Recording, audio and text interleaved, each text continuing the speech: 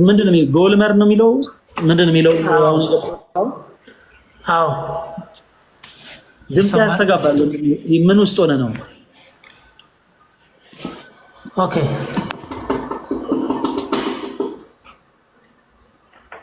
የሎጥ ልጆች ድርጊት እንዴት ነው የእግዚአብሔር ፍቃድ የሚሆነው የሚለውን ሐሳብ ጥያቄ ሆኖብኝ ነው። ከየት ቤተ እምነት ነው የመጣው? ከየት ቤተ እምነት ነው የመጣው? ከፕሮቴስታንት። ኦኬ እሺ። አዳምና ሔዋን ስንት ልጆች ነበር የወለዱት? አዳምና ሔዋን ስንት ልጆች ነበር የወለዱት? አዳምና ሔዋን ስንት ልጆች ወለዱ? ወንድሜ ሽንት ቤት ውስጥ ሆነ ነው እንደ ገባው? ኧረ ተው በእናትህ ተው። ምን አይነት ሰው ነው? በመድኃኒዓለም ውሃ እየለቀቅ ምናምን ሽንት ቤት ውስጥ እኮ ነው። ኧረ ተው ተው ተው ተው፣ ነውር አይደለም። ከእንደገና ቀስ ብለህ እኮ ይስላክ። ምን አለ እስክትወጣ እንኳን ብትጠብቅ። ምን አይነት ኦኬ። ለማንኛውም እዚህ ውስጥ ያላችሁት ወንድሞች እስከዛው ድረስ ሐዋሳ ገብርኤል ከኛ ጋር አብራችሁ መጓዝ የምትፈልጉ ካላችሁ ስልክ ቁጥር ሰጣችኋለሁ፣ ደውላችሁ መመዝገብ ትችላላችሁ። እንደ እግዚአብሔር መልካም ፈቃድ በውጭ ደግሞ ያላችሁት ወንድሞች መክፈል ለማይችሉ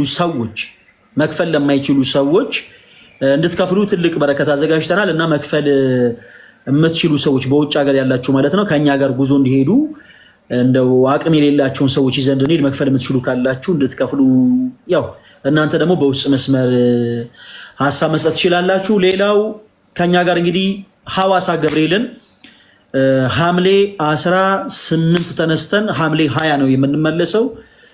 እንግዲህ ጉዞ ወደ ሐዋሳ ቅዱስ ገብርኤል ነው። መመዝገብ የምትፈልጉ ሰዎች በ0933 777 111 ላይ ወይም ደግሞ በ0964 17 18 19 ላይ መደወል ትችላላችሁ። ደውላችሁ መመዝገብ ትችላላችሁ። ሐዋሳ ገብርኤል ከኛ ጋር መጓዝ የምትፈልጉ ሰዎች ማለት ነው በ0933 ስልኩ ልድገመው 777 111 ላይ ወይንም ደግሞ ወንድማችን ምን እያደረክ ነው? ይቅርታ በ0964 17 18 19 ላይ መደወል ትችላላችሁ የኔ ወንድማችን። እሺ ፎሎ ባክ መልሻለሁ። እናመሰግናለን ወንድማችን። አዲስ አበባ ያላችሁ ሰዎች በእነዚህ ስልክ ቁጥሮች ደውላችሁ ከኛ ጋር መጓዝ ትችላላችሁ። በውጭ ያላችሁ ወንድሞች ደግሞ ለአንድ ሰውም ለሁለት ሰውም ለ10 ሰውም ለ5 ሰውም መክፈል የምትችሉ ካላችሁ መክፈል ለማይችሉ ሰዎች እንድትከፍሉ በልዑል እግዚአብሔር ስም እንጠይቃለን። ሁላችሁም ከበረከቱ እንድትሳተፉ በልዑል እግዚአብሔር ስም እንጠይቃለን።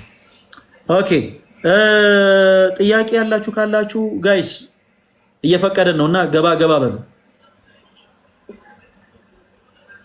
ገባ ገባ በሉ።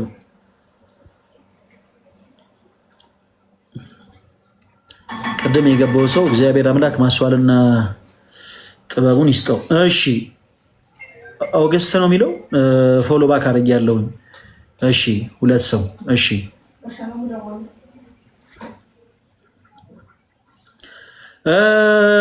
ሐዋሳ ያለ ነው። እሺ እኔ ልክፈል ስንት ነው አልገባኝም። ለራሳችሁ ነው ወይንስ መክፈል ለማይችሉ ሰዎች ነው የምትከፍሉት? እሱን ነገር አልገባኝም። ግልጽ አድርጉልኝ ስላልገባኝ ነው። ለማንኛውም በውጭ ያላችሁት ወንድሞች በተለይ እናንተ ለማይችሉ ኦኬ የጉዞ ዋጋ 1500 ብር ነው እና የአንድ ሰውም ይቻላል፣ የሁለት ሰውም ይቻላል፣ የሙሉ መኪናውም ይቻላል። መብታችሁ ነው። ብቻ መክፈል የምትችሉ ሰዎች በተተባበሩ ደስ ይለናል። አቤት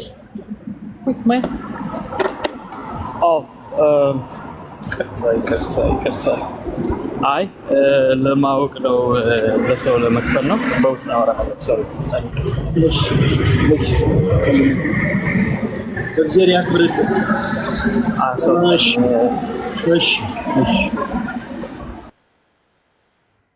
እሺ የኔ ፎሎ አድርጌ ያለው ሁለት ሰው ይችላል። ኦገስት ነው የሚለው። ኤጂዩ ደግሞ ስንተው? እሺ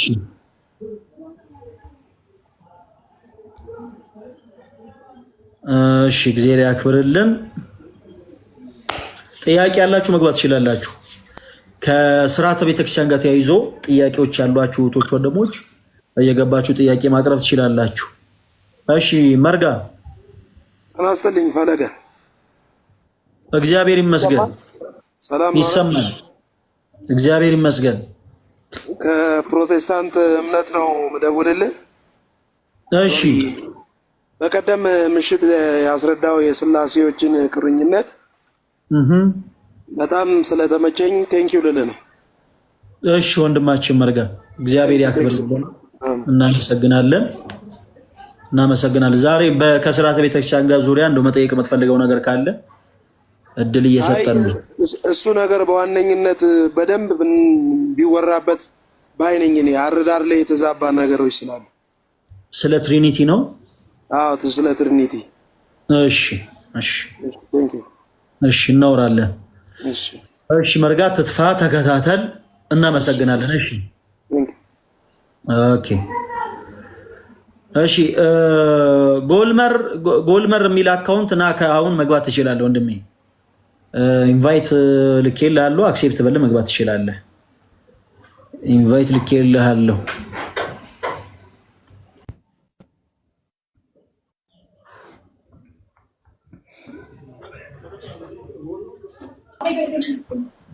እሺ ዩዘር 2384 59 ምናምን እያለ የሚቀጥል ይሰማል?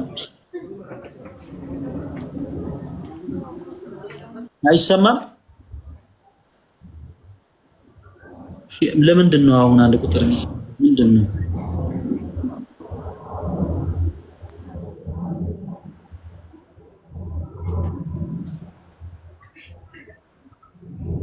እሺ እውነት ሲገለጥ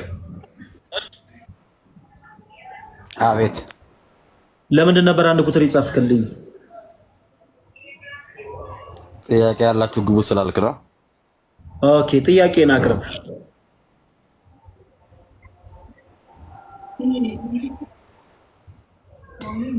ሰላም ነህ? መጀመሪያ እግዚአብሔር ይመስገን ሰላም ነኝ። አሜን። እግዚአብሔር ይመስገን። ማንኛውም ጥያቄ መጠየቅ ይቻላል ነው ወይስ ያዘጋጀው ርዕስ አለ? ምን አይነት ጥያቄ ለመጠየቅ ነው አንተ አንድ ቁጥር ይጻፍከው?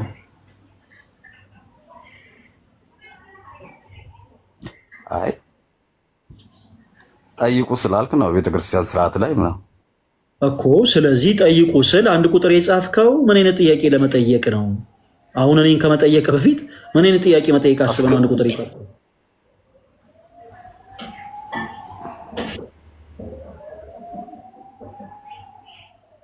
አይ ጥያቄ አለኝ ከመለስክልኝ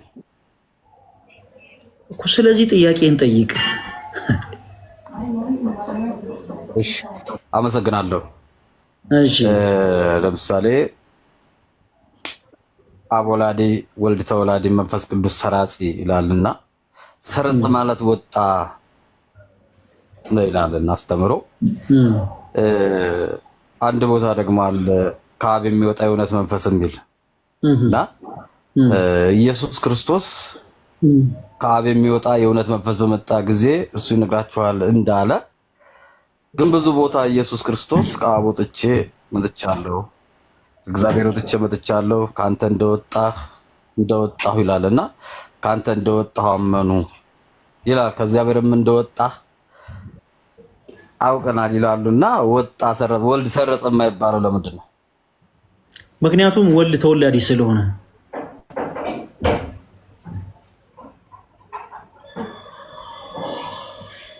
አይ እኔ የጠየቅኩህ ወልድ መንፈስ ቅዱስ ከአብ እንደሚወጣ ሰረጸ የማይባለው ለምንድን ነው? ጥያቄ ወልድ ተወላዲ ስለሆነ ሰረጸ አይባልም። መንፈስ ቅዱስ ግን ተወላዲ ስላልሆነ ሰረጸ እንላለን። ሌላ ጥያቄ አለ?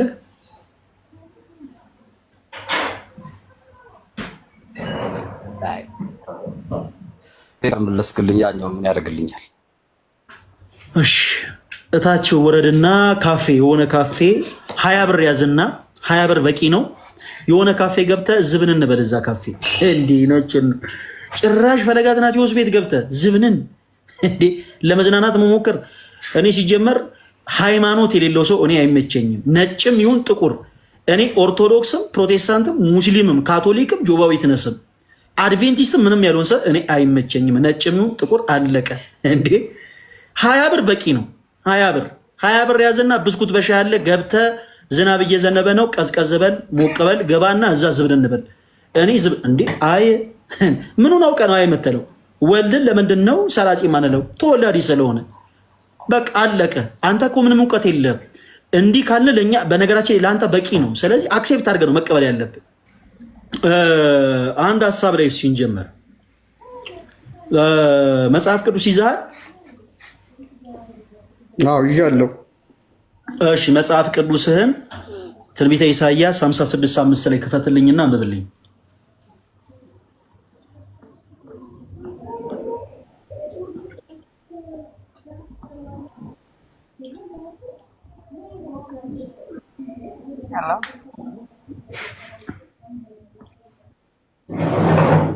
ትንቢተ ኢሳይያስ ምዕራፍ 56:5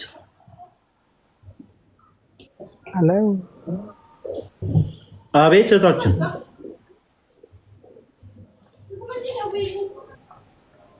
እኛም እየጠበቅን ነውና፣ እሺ ከወንድማችን ኤርሚያስ ጋር እንጨርስ ብዬ ነው እንጂ ድል እሰጣለሁ። አይቻለሁ። እሺ እንዲህ ይላል ትንቢተ ኢሳይያስ ምዕራፍ 56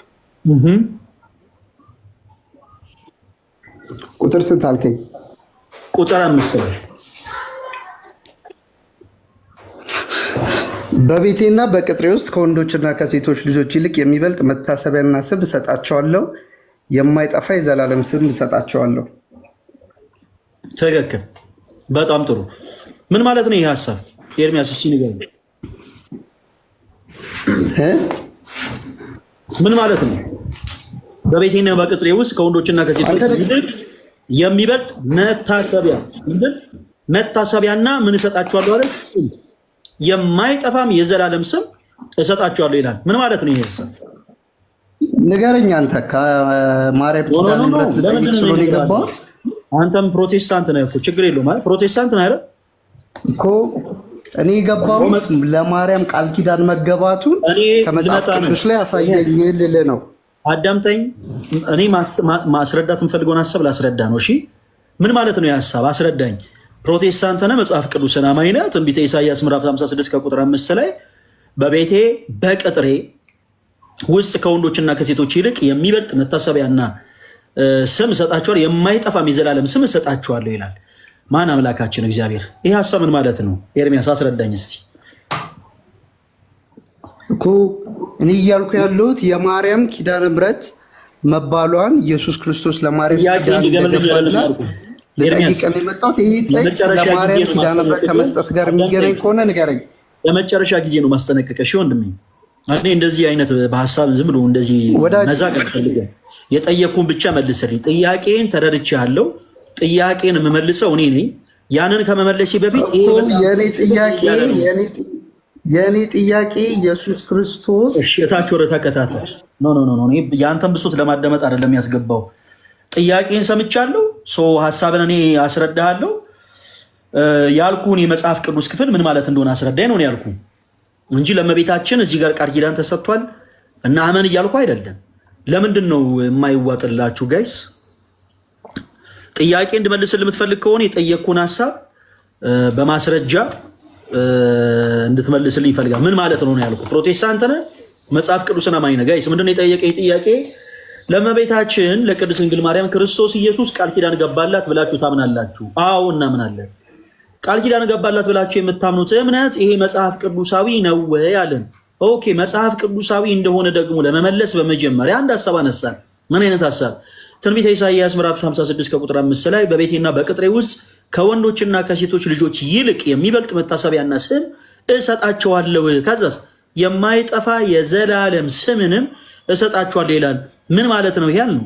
ይሄንን ለማብራራት የሚተናነቀው መናፍቅ እኔ ባጭሩ መልስ ልመልስለት አልችልም። እዛው እንደፈለገ ይተናነቀው። መልስ መመለስ የሚችል ከሆነ መግባት ይችላል። እሺ ሜሮን ምንድነው ጥያቄሽ? እንዴት ነህ? እግዚአብሔር ይመስገን። አለን እግዚአብሔር ይመስገን። ዲያቆን ትንሽ ጥያቄ ነበረኝ በእኛ ስርዓት ቤተክርስቲያን ማለት ነው ልጠይቅ? ቅርታ። እሺ በእኛ ቤተክርስቲያን አሰራር ንግስም ሆነ ጉባኤ ላይ ፊት ለፊት የሚቀመጡ የእመቤታችን ቅድስት ድንግል ማርያም እና የመላኩ ቅዱስ ገብርኤል ስለ አድኖ ነው እና ይሄንን አስረዳኝ ስለማላቅ ነው። ቅርታ አልገባኝም። ምን ላይ የሚቀመጡ ፊት ለፊት ለምሳሌ ጉባኤ የሚሆን ንግስ የሚኖር የእመቤታችንና የቅዱስ ገብርኤል ምስል ነው ፊት ለፊት የሚወጣው። ኦኬ ያንን አስረዳኝ ለመረዳት። የቤተክርስቲያናችን እንትን አይደለም። ሁሌም በጉባኤና በንግስ ላይ የእመቤታችንና የቅድስት ድንግል ማርያም ቅዱሳት ስዕላት ወጥተው ይቀመጡ የሚል የቤተክርስቲያናችን ትምህርት የለም። ነገር ግን ምናልባት ሰቲ አንቺ ቤተክርስቲያን በሄድሽበት አጋጣሚ ከሚከበረው በዓል ጋር ተያይዞ እነዛ ቅዱሳት ስዕላት ወጥተው ሊሆን ይችላል። ለምሳሌ ታኅሳስ 22 ምናልባት በጣም በብዛት በየቤተክርስቲያኑ እነዚህ ቅዱሳት ስዕላት ይወጣሉ።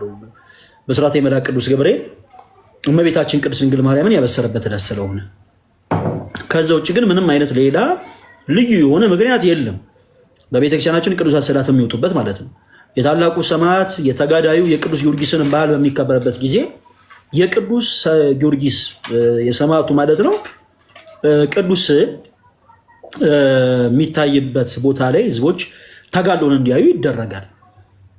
ሌላ ግን ልዩ የሆነ መልእክት ልዩ የሆነ ሀሳብ ኖሮት አይደለም እና ምናልባት በንግስና በጉባኤያት ሁልጊዜ እንደዚህ አይነት ስዕላት ካልወጡ ስርዓተ ቤተክርስቲያን የለም የሚባል የተለየ ስርዓት የለንም። እነዚህ ስዕላትም ከወጡ ግን ምክንያት አለ እያልኩሽ ነው። ከሚከበረው በዓል ጋር ተያይዞ በዕለቱ ከሚከበረው በዓል ጋር ተያይዞ እነዛ ቅዱሳት ስዕላት ሊወጡ ይችላሉ። ሜሮን ተረድተሽኛል? አመሰግናለሁ ዲያቆንዬ። እሺ ዜሪያ ክፈርልኝ። አክሱማይት ነሽ እንዴ ጠየቅሽው? አዎ ሜሮን ስላልከኝ። እሺ ይቅርታ። እሺ አክሱማይት እናመሰግናለን። ፕሮፋይልሽ በጣም ነው የሚያምረው። ሁላችሁም ይሄን ፕሮፋይል አድርጉት ትላላችሁ። እሺ ሜሮን ወይስ መምህር ሰላም? እግዚአብሔር ይመስገን። ምንድን ነበር ጥያቄሽ? አይ እኔ ቅድም ነበር የላኩትና ያው ለሚሄዱ ሰዎች ለአምስት ሰዎች እላለሁ ወደ ኦኬ ለጉዞ ለሚሄዱ ሰዎች ለስንት ሰዎች? አምስት ሰው እኔ እችላለሁ እንደ እግዚአብሔር መልካም ፈቃድ። አንዳንድ ጥያቄዎች የሚጠይቁና እዚህም የሚሉ ሪፖርት ስለሚያቀርቡ ቶሎ ታች ብታስወርዳቸው እንደዛ ማለት ነው። እግዚአብሔር ይስጥልኝ። ታች አውርድ።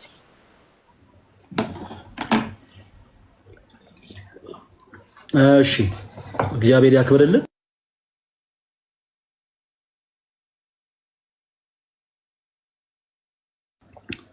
እሺ ኪኪ ነው። ኪኪ አይሰማም? ይሰማል። ተለደየ ሰላም ነው። ወደ ቲክቶክ ተመለሽ። እሺ ተመለሽ ወደ ቲክቶክ ወቴ። እሺ ይሰማል? አይሰማም። ከእንደገና ሪኩዌስት ስላኪልኝ በለርድ ሆነሽ እየታየሽኝ አይደለም። እሺ ምናልባት ቅድም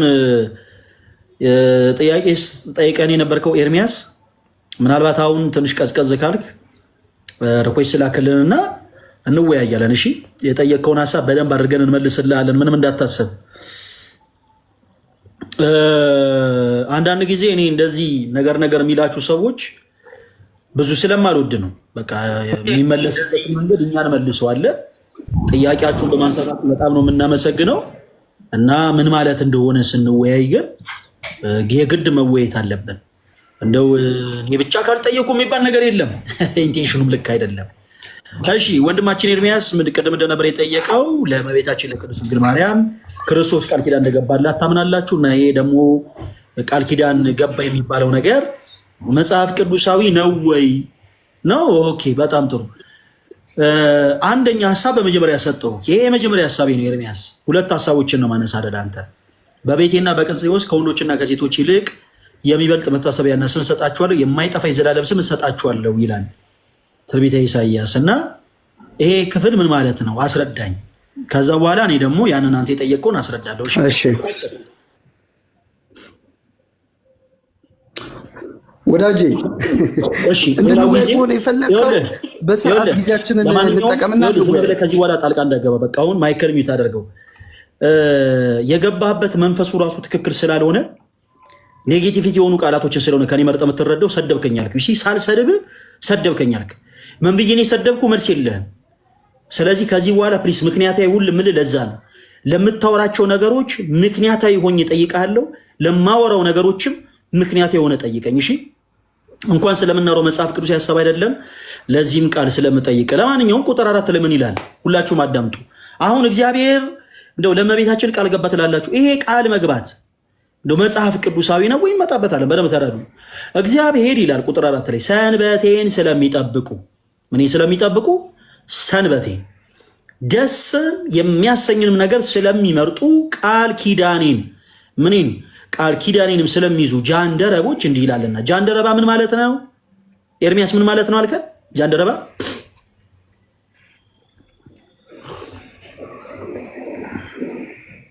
ምን ማለት ነው አልከን? ጃንደረባ አሁን ያልገባኝ ነገር ማለት ነው ፈለገ እያወራን ያለነው ለማርያም ኪዳን እንደተገባላት ነው። ስለዚህ አንተ ኢየሱስ ክርስቶስ ለማርያም ኪዳን ገብቶላታል ብለህ ነው የምታምነው? ምን አስቸኮለ? እኔ ላወራ ነው። ምን ማለት ነው ጃንደረባ? እንዴ ምን አይነት እኮ ካወራህ ደግሞ ነገር ነው ያለበት ወንድሜ። የጠየኩን ብቻ መልስ። እኔ ላስረዳ ነው ያንን ሐሳብ እኮ ላስረዳ ነው። ምን አስቸኮለ ብሮ? ጃንደረባ ምን አስረዳኝ። ምን ብለህ ተረኩ? ጃንደረባ ምን ማለት ነው?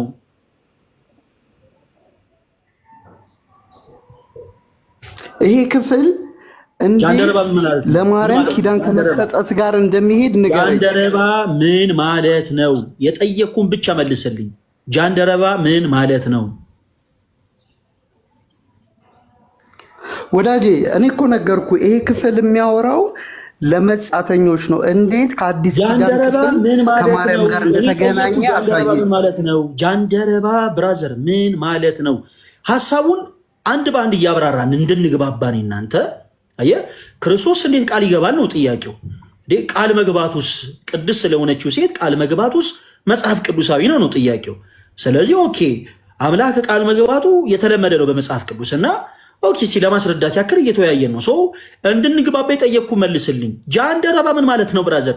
ጃንደረባ እንኳን ምን ማለት እንደሆነ ሳታውቀው ወዲህ ዝም ብለህ ምክንያት የሰጥቶ መጽሐፍ ቅዱስ ጥያቄ የምትጠይቀው ምን ማለት ነው? ጃንደረባ ያንተ ግልጽ እኮ ነው። በቃ ጃንደረባ ይሄ ክፍል የሚያወራው ስለ መጻተኞች ነው። ጃንደረባ ምን ማለት ነው? ትርጉሙን ንገረኝ ነው ያልኩ። መውለድ የማይችሉ በዚህ ኮንቴክስት ዩሲ እማማ ዝናሽ አልተማርክም አሉ። ይኸውልህ አየህ እዚህ ጋር የተጠቀሱት ጃንደረባ ምን ማለት ነው? መውለድ የማይችል ነው አይደለም ብራዘር። እሱንም እንመጣበታለን። እኔው አሁን አልፈዋለሁ። ሁላችሁም ጋይሶች አዳምጡ። እግዚአብሔር አለ ሰንበቴን ስለሚጠብቁ ከዛስ ደስ የሚያሰኝ ነገር ስለሚመርጡ ከዛ ቃል ኪዳኔን ስለሚይዙ ምን ስለሚይዙ ቃል ኪዳኔን ስለሚይዙ ጃንደረቦች እንዲህ ይላል። ኦኬ ጃንደረባ ምን ማለት ነው ካልን ቆይ እንዴ ላውጣልህ እንጂ እያወጣ ብናነብ ይሻላል። ሁሉንም አንድ በአንድ ጃንደረባ ምን ማለት እንደሆነ በመጀመሪያ ልመልስልህ። ይሄ ክፍል ትርጉም ሲሰጥ ቴክስቹዋልና ማይክል ሚት አድርገው ብራዘር፣ ሚት አድርገው ማይክል። እያወራን ያለነው እኮ ማይክል ሚት አድርገው። ያልገባኝ ነገር ማይክል ሚት አድርገው። ምን ሆነ ነው? ማይክል ሚት አድርገው። እያወራን ያለነው ስለ ቃል ኪዳን አይደለም። ማይክህን ሚውት አድርገው ብሮ። ማይክል ሚውት አድርገው። አንተም ብቻ ላዳምጥ አይደለም። ማይክል ሚውት አድርገው። ኦኬ ካልተመቸታችሁ ረድ በቃ እኔ ያስተምራለሁ። አንተ ያነሳውን ጥያቄ እኔ ያስተምራለሁ። አንተ ምንም እውቀቱ የለም። ጃንደረባ ምን ማለት እንደሆነ አታውቅም፣ አልተማርክም። በዚህ እታች ውረድ መንደርተኛ። ኦኬ ጋይስ አዳምጡ። እግዚአብሔር አምላክ ቃል ኪዳን ይገባል ወይ? ለዚች ቅድስት ሴት ማን ለድንግል ማርያም ቃል መግባቱ መጽሐፍ ቅዱሳዊ ነው ወይ? እናንብብ። እሺ በመጀመሪያ ጃንደረባ ምን ማለት ነው? ጃንደረባ በቀድሞ ነገስታት ዘመን ለንጉሱ ባለሟል የሆኑ ሰዎች ሀፍረተ ስጋቸው ይቆረጣል። ልክ ሀፍረተ ስጋቸው ይቆረጣል። ለምንድን ነው የሚቆረጠው? ለንጉሱ ቅርብ ስለሆኑ ወደ ንግስቲቱ እልፍኝ እየገቡ ንግስቶቻቸውን እንዳይነኩባቸው እነዛ ታማኝ የተባሉ ጃንደረቦች በአጠቃላይ ሀፍረተ ስጋቸው ይቆረጣል። ክርስቶስ ስለ ትዳር ሕግ ሲያስተምር ቁጥር 7 ላይ ፈሪሳውያንን ጥያቄ ጠይቁ። እንኪያስ ሙሴ የፍችዋን ጽሕፈት ሰጥተው እንዲፈቱለት ስለምን አዘዘ አሉት። እርሱ መልሶ ስለ ልባችሁ ክፋት ጥንካሬ ሚስቶቻችሁን ትፈቱ ዘንድ ፈቀደላችሁ፣ ከጥንት ግን እንዲህ አልነበረም አለ።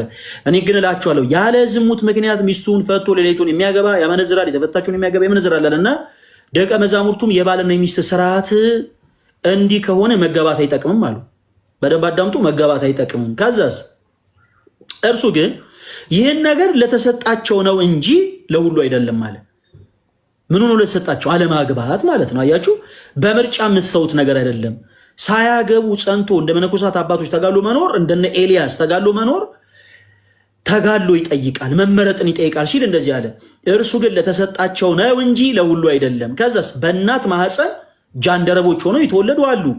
ምን ማለት ነው? ከእናታቸው ማህፀን ጀምሮ ስጋዊ ፍትወትን ትተው በትዳር ህይወት መኖርን ትተው ስለ ክርስቶስ ኢየሱስ ብለው የተጋደሉ ለክርስቶስ ደግሞ ስጋቸውን ጃንደረባ ያደረጓሉ ነው። ሰው እነዚህን ደግሞ ክርስቶስ ወዳጆቹን ጃንደረባ እያለ ይጠራቸዋል። ምድራዊው ጃንደረባ ለንጉሱ ሲል ሀፍረቱን የሚቆረጥ ነው። ሀፍረቱን የሚቆረጥ ለምን? ንግስቲቱ እንዳይነካበት። እነዚህ ጃንደረቦች ግን ዘር ልዝራ ብለው የማይጨነቁ፣ ንብረት ላፍራ ብለው የማይጨነቁ፣ ግርማ ሌሊቱን ድምፀ አራዊቱን ጸባጋንንቱን ታግሰው በስርጥ ዋሻ በገደል የሚኖሩ ናቸው። እንደነ ኤልያስ እንደነ ኤልሳ በብትውና የሚኖሩ ማለት ነው። ከዛ ክርስቶስ በእናታቸው ማህፀን ጃንደረቦች ሆነው የተወለዱ አሉ። ሰውም ደግሞ የሰለባቸው ጃንደረቦች አሉ።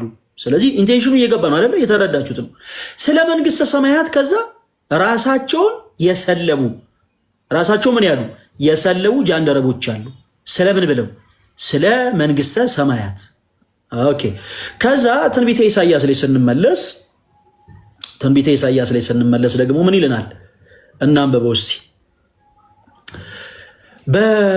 በእግዚአብሔር ሰንበቴን ስለሚጠብቁ አለ። አያችሁ፣ ደስ የሚያሰኝም ነገር ስለመረጡ ቃል ኪዳን ስለሚይዙ ጃንደረቦች። እነዚህ ጃንደረቦች ምንድን ናቸው? ስለ መንግስተ ሰማያት ብለው ዓለምን ይናቁ ናቸው። የማን አገልጋዮች ማለት ነው? የክርስቶስ አገልጋዮች ቅዱሳን ማለት ነው። ስለ ክርስቶስ ብለው የተጋደሉ ዓለምን ይናቁ። ቅዱስ ኤፍሬም እንዳለው ሰማዕታት በእውነት የዚችን ዓለም ጣም ናቁ፣ ደማቸውን ስለ ክርስቶስ አፈሰሱ፣ ስለ መንግስተ ሰማያት ብለው መራራ ሞት ታገሱ ይላል። ሰው እነዚህ ስለ ጃንደረቦቼ እንዲህ ይላል አለ፣ በቤቴና በቅጥሬ ውስጥ አለ። የእግዚአብሔር ቤት ምንድን ነው? መቅደሱ። በቤቴና በቅጥሬ ውስጥ ከወንዶችና ከሴት ልጆች የሚበልጥ መታሰቢያ ስም እሰጣቸዋለሁ፣ የማይጠፋ የዘላለምን ስም እሰጣቸዋለሁ አለ። ኦኬ፣ ከዚህ በላይ ቃል ኪዳን አለ?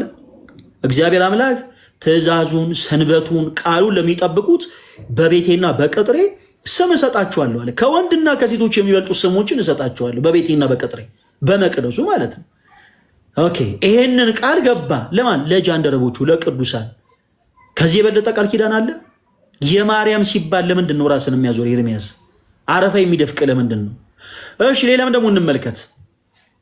ዘፍጥረት 6:18 ላይ እንደዚህ ይላል፣ ቃል ኪዳኔንም ይላል አምላካችን እግዚአብሔር ነው እንደዚህ የሚለው፣ ቃል ኪዳኔንም ከአንተ ጋር አቆማለሁ። እንግዲህ እንደው መጽሐፍ ቅዱስ ላይ እኮ የሌለ ነው የሚመስላቸው አንዳንዶቹ እንትን ሲሉ፣ ቃል ኪዳኔንም ይላል ከአንተ ጋር አቆማለሁ፣ ወደ መርከብም አንተ ልጅህና ሚስትን የልጆችን ሚስት ይዘህ ትገባለህ አለው። እዚህ የምህረቱን ቃል ኪዳን እግዚአብሔር አምላክ ከኖህ ጋር አቁሟል። ለኖህ አምላካችን እግዚአብሔር ቃል ኪዳን ገብቶለታል።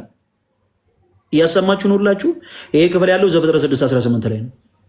አምላካችን እግዚአብሔር ለቅዱሳኑ ቃል ኪዳን ሲገባ አዲስ ሊሆንብን አይገባም ነው። ቃል ኪዳን መግባት እግዚአብሔር አምላክ ልምዱ ነው። በምን? በመጽሐፍ ቅዱስ ላይ ለነማ? ለቅዱሳኑ። እሺ፣ አይ ኖ ምን አለን ደግሞ ወንድማችን? ውሃ የሰጠ የተራበ ያበላ የሚል ነገር አለ። እሱስ ከየት ነው የመጣው? ኦኬ እንመልከት። የማቴዎስ ወንጌል ምዕራፍ 10 ከቁጥር 40 እስከ 41 ድረስ ምን ይለናል? እናንተን የሚቀበል አለ አምላካችን እግዚአብሔር። እንዴት ደስ ይላል! እናንተን የሚቀበል እኔን ይቀበላል፣ እኔንም የሚቀበል የላከኝን ይቀበላል ይልና በነብይ ስም የነብዩን ዋጋ በነብይ ስም ነብዩን የሚቀበል የነብዩን ዋጋ ይወስዳል፣ በጻድቅ ስም ደግሞ ቀዝቃዛዋን የሚያጠጣ እርሱ የጻድቁን ዋጋ ይወስዳል ይላል። ከዚህ በላይ ቃል ኪዳን አለ? ኢንቴንሽኑ ሲጀመር አሁን የወንድማችን ሲገባ የማርያም ስለተባለ ነው ችግሩ። በነገራችን መጽሐፍ ቅዱስ ይሄን ሁሉ ይናገራል። ቁጭ ብሎ መጽሐፍ ቅዱስ የማያነብ ሰው በአጠቃላይ ቁጭ ብሎ ይውልና ድንገት ስለ ማርያም ሲወራ ግን ነርቭ ይነካል። እንደዚህ መሆን የለበትም። ይሄ ራሱ መንፈሱ ትክክል አይደለም። ክርስቲያን እህቶቼ፣ ወንድሞች፣ ነገር ግን እንደው የምንችል ኦርቶዶክሳውያን ተጋድሎ ስለሆነ ጥቅሙ ለኛው ስለሆነ ጸሎታችሁን አባታችን ሆይም ዳሴ ማርያምን፣ ድርሳናት፣ ገላት፣ ሌሎችንም የስንክሳር ጸሎቶችን ስንጸልይ ምግብ ሳንመገብ ብንጸልይ መልካም ነው። ምክንያቱም ጸሎት ማለት ከእግዚአብሔር ጋር መገናኘት ነው። ጸሎት ማለት ልመና ነው እና መስዋዕትም ጭምር ስለሆነ እንደው ስጋችንን እንትን የሚሉ እንደው ነገሮች እንዳይፈጠሩ ምግብ ሳንመገብ ስጋችንን ቀተን እንደዚህ ብንገኝ መልካም ነው፣ እንዳስየት ነው። ከዛ ውጭ ግን እህቴ ባለሽበት ቦታ ላይ ምናልባት እንዳስፈላጊነቱ ካህናት አባቶች ጋር ተማክረሽ እሳቸው ምናልባት የንስሐ አባት ካሉሽ ማለት ነው የሚወስኑት ውሳኔ ይኖራል። ከዛ ውጭ ግን በአጭሩ ምግብ ሳይበላ የግድ ምንም ነገር ቢፈጠር ምግብ ሳንበላ ልንጸልዩ የሚገባ ጸሎት በቤተክርስቲያናችን የኪዳንና የቅዳሴ ጸሎት ነው። ያው ኪዳን ቀደም ያላልኩት ምንድነው? የኪዳን ጸሎት ከቅዳሴ በፊት ስላለ ማለት ነው። ስለዚህ የኪዳን ጸሎት እና የቅዳሴ ጸሎት ምግብ ሳንመገብ መገኘት አለብን። ከዛ ውጭ ግን ካህናት አባቶችም እንደምታውቁት በቃላቸው ዳዊት ያውቃሉ፣ መልካ ጊዮርጊስ፣ መልካ ኢየሱስ፣ መልካ ማርያምን ያውቃሉ እና በቤታችን እንኳን ዝክር አዘጋጅተን ስንጠራቸው እነዚህኑ ጸሎቶች በቃላቸው ይደግሙልናል፣ ይጸልዩልናል። እነዚህ ጸሎቶች ምንም አይነት ችግር የላቸው ማለት ነው። ምግብ ከተበሉም በኋላ ቢጸልዩ ምንም አይነት ችግር የለውም። እንደ አንድ ግን እንደ መንፈሴ ወንድማችሁን የምመክረው ግን ሳትበሉ ብትጸልዩ መልካም ነው። በልቶ ግን መጸለየቱ በፍጹም በቤተክርስቲያን ስህተት የሚያስበል አይነት ትምህርት አይደለም። ቅዳሴና ኪዳንን ብቻ ግን ምግብ ሳንመገብ መጸለይ ያለብን። ተመልሶልሻል ሊሊ? ማን ነው ኪኪ? ተመልሶልኛል። በጣም አመሰግናለሁ። ኢቭን ለካህን ራሱ መጠየቅ እንዳለብን አሁን የነገርከኝ ያው እጠይቃለሁ ንስሐ አባቴን። በጣም አመሰግናለሁ ፈለገኝ። እሺ ዜሪ አክብርልን። አንድ ጊዜ ጠብቁ።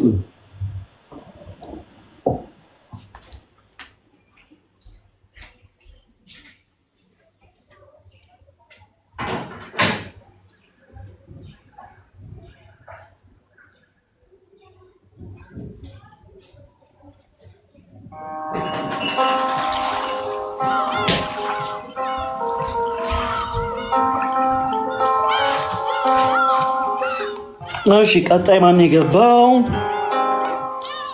እሱ ቤ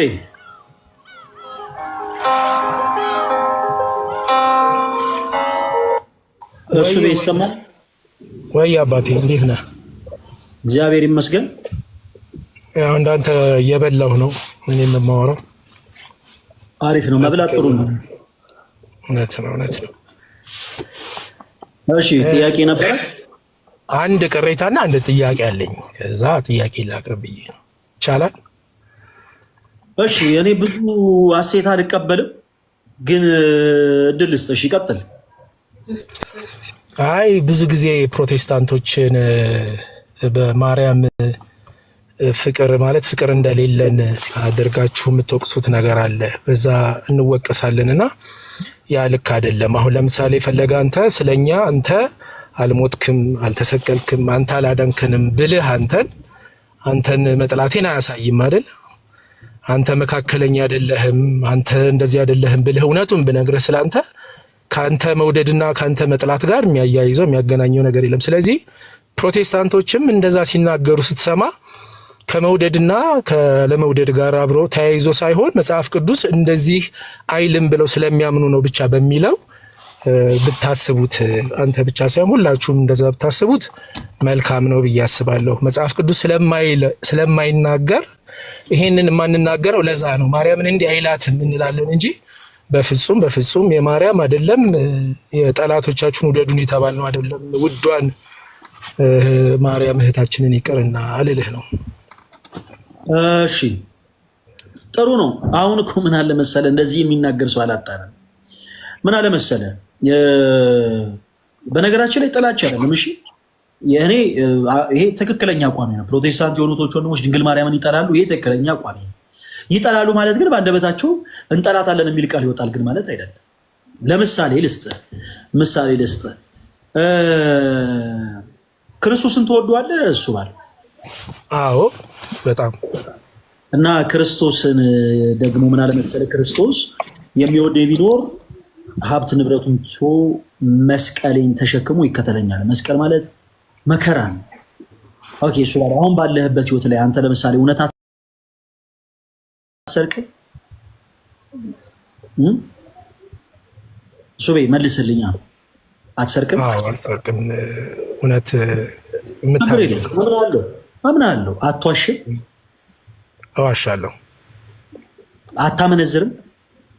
አዎ አመነዝራለሁ።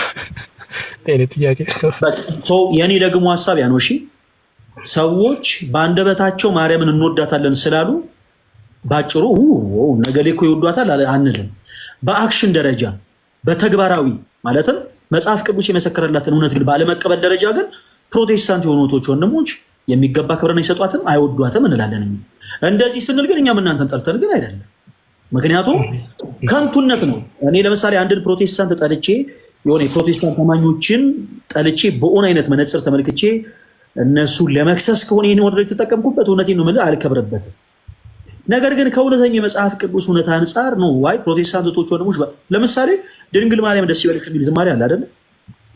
አለ እኮ የቲክታክ ፕላትፎርም ከመጣ በኋላ እኛም ሰምተነዋል። በፕሮቴስታንት ቤተ እምነት ውስጥ አለ እንደዚህ አይነት ዝማሬዎች። ግን መጽሐፍ ቅዱስ የመሰከረላትን እውነት ግን ሰዎች የማይቀበሉት ከሆነ ግን ይወዷታል ማለት አይደለም። አንተ እናት አባትን ትወዳለህ ወይ ስትባል አዎ ወዳችኋለሁ ብለህ በትልልቅ ሚዲያዎች ላይ መስከረ፣ ነገር ግን ለእናትና ለአባት መጽሐፍ ቅዱስ የሚገባውን ክብር እንድትሰጥ ነግረዋልና ያንን ክብር የማትሰጥ ከሆነ እውነት ለመናገር እናትና አባትን ወዳጆች አይደለህም። ባጭሩ እኛም ለድንግል ማርያም የሚገባ ክብር የላቸውም የምንለው ከዛ አንጻር ነው ያልነው። ትምህርታችሁን ሰምተነው ከመጽሐፍ ቅዱስ እውነት ጋር እንግዲህ አነጻጽረ ነው እንጂ በሌላ አይነት አንግል አይደለም። እና ደግሞ ኦብቪየስ ነው እንኳን እናንተ የእስልምና እምነት ተከታይ የሆኑ ሰዎችም ቃል በቃል ድንግል ማርያም በፍጹም እንጠላታለን የሚል ቃልን አይናገሩ ነው።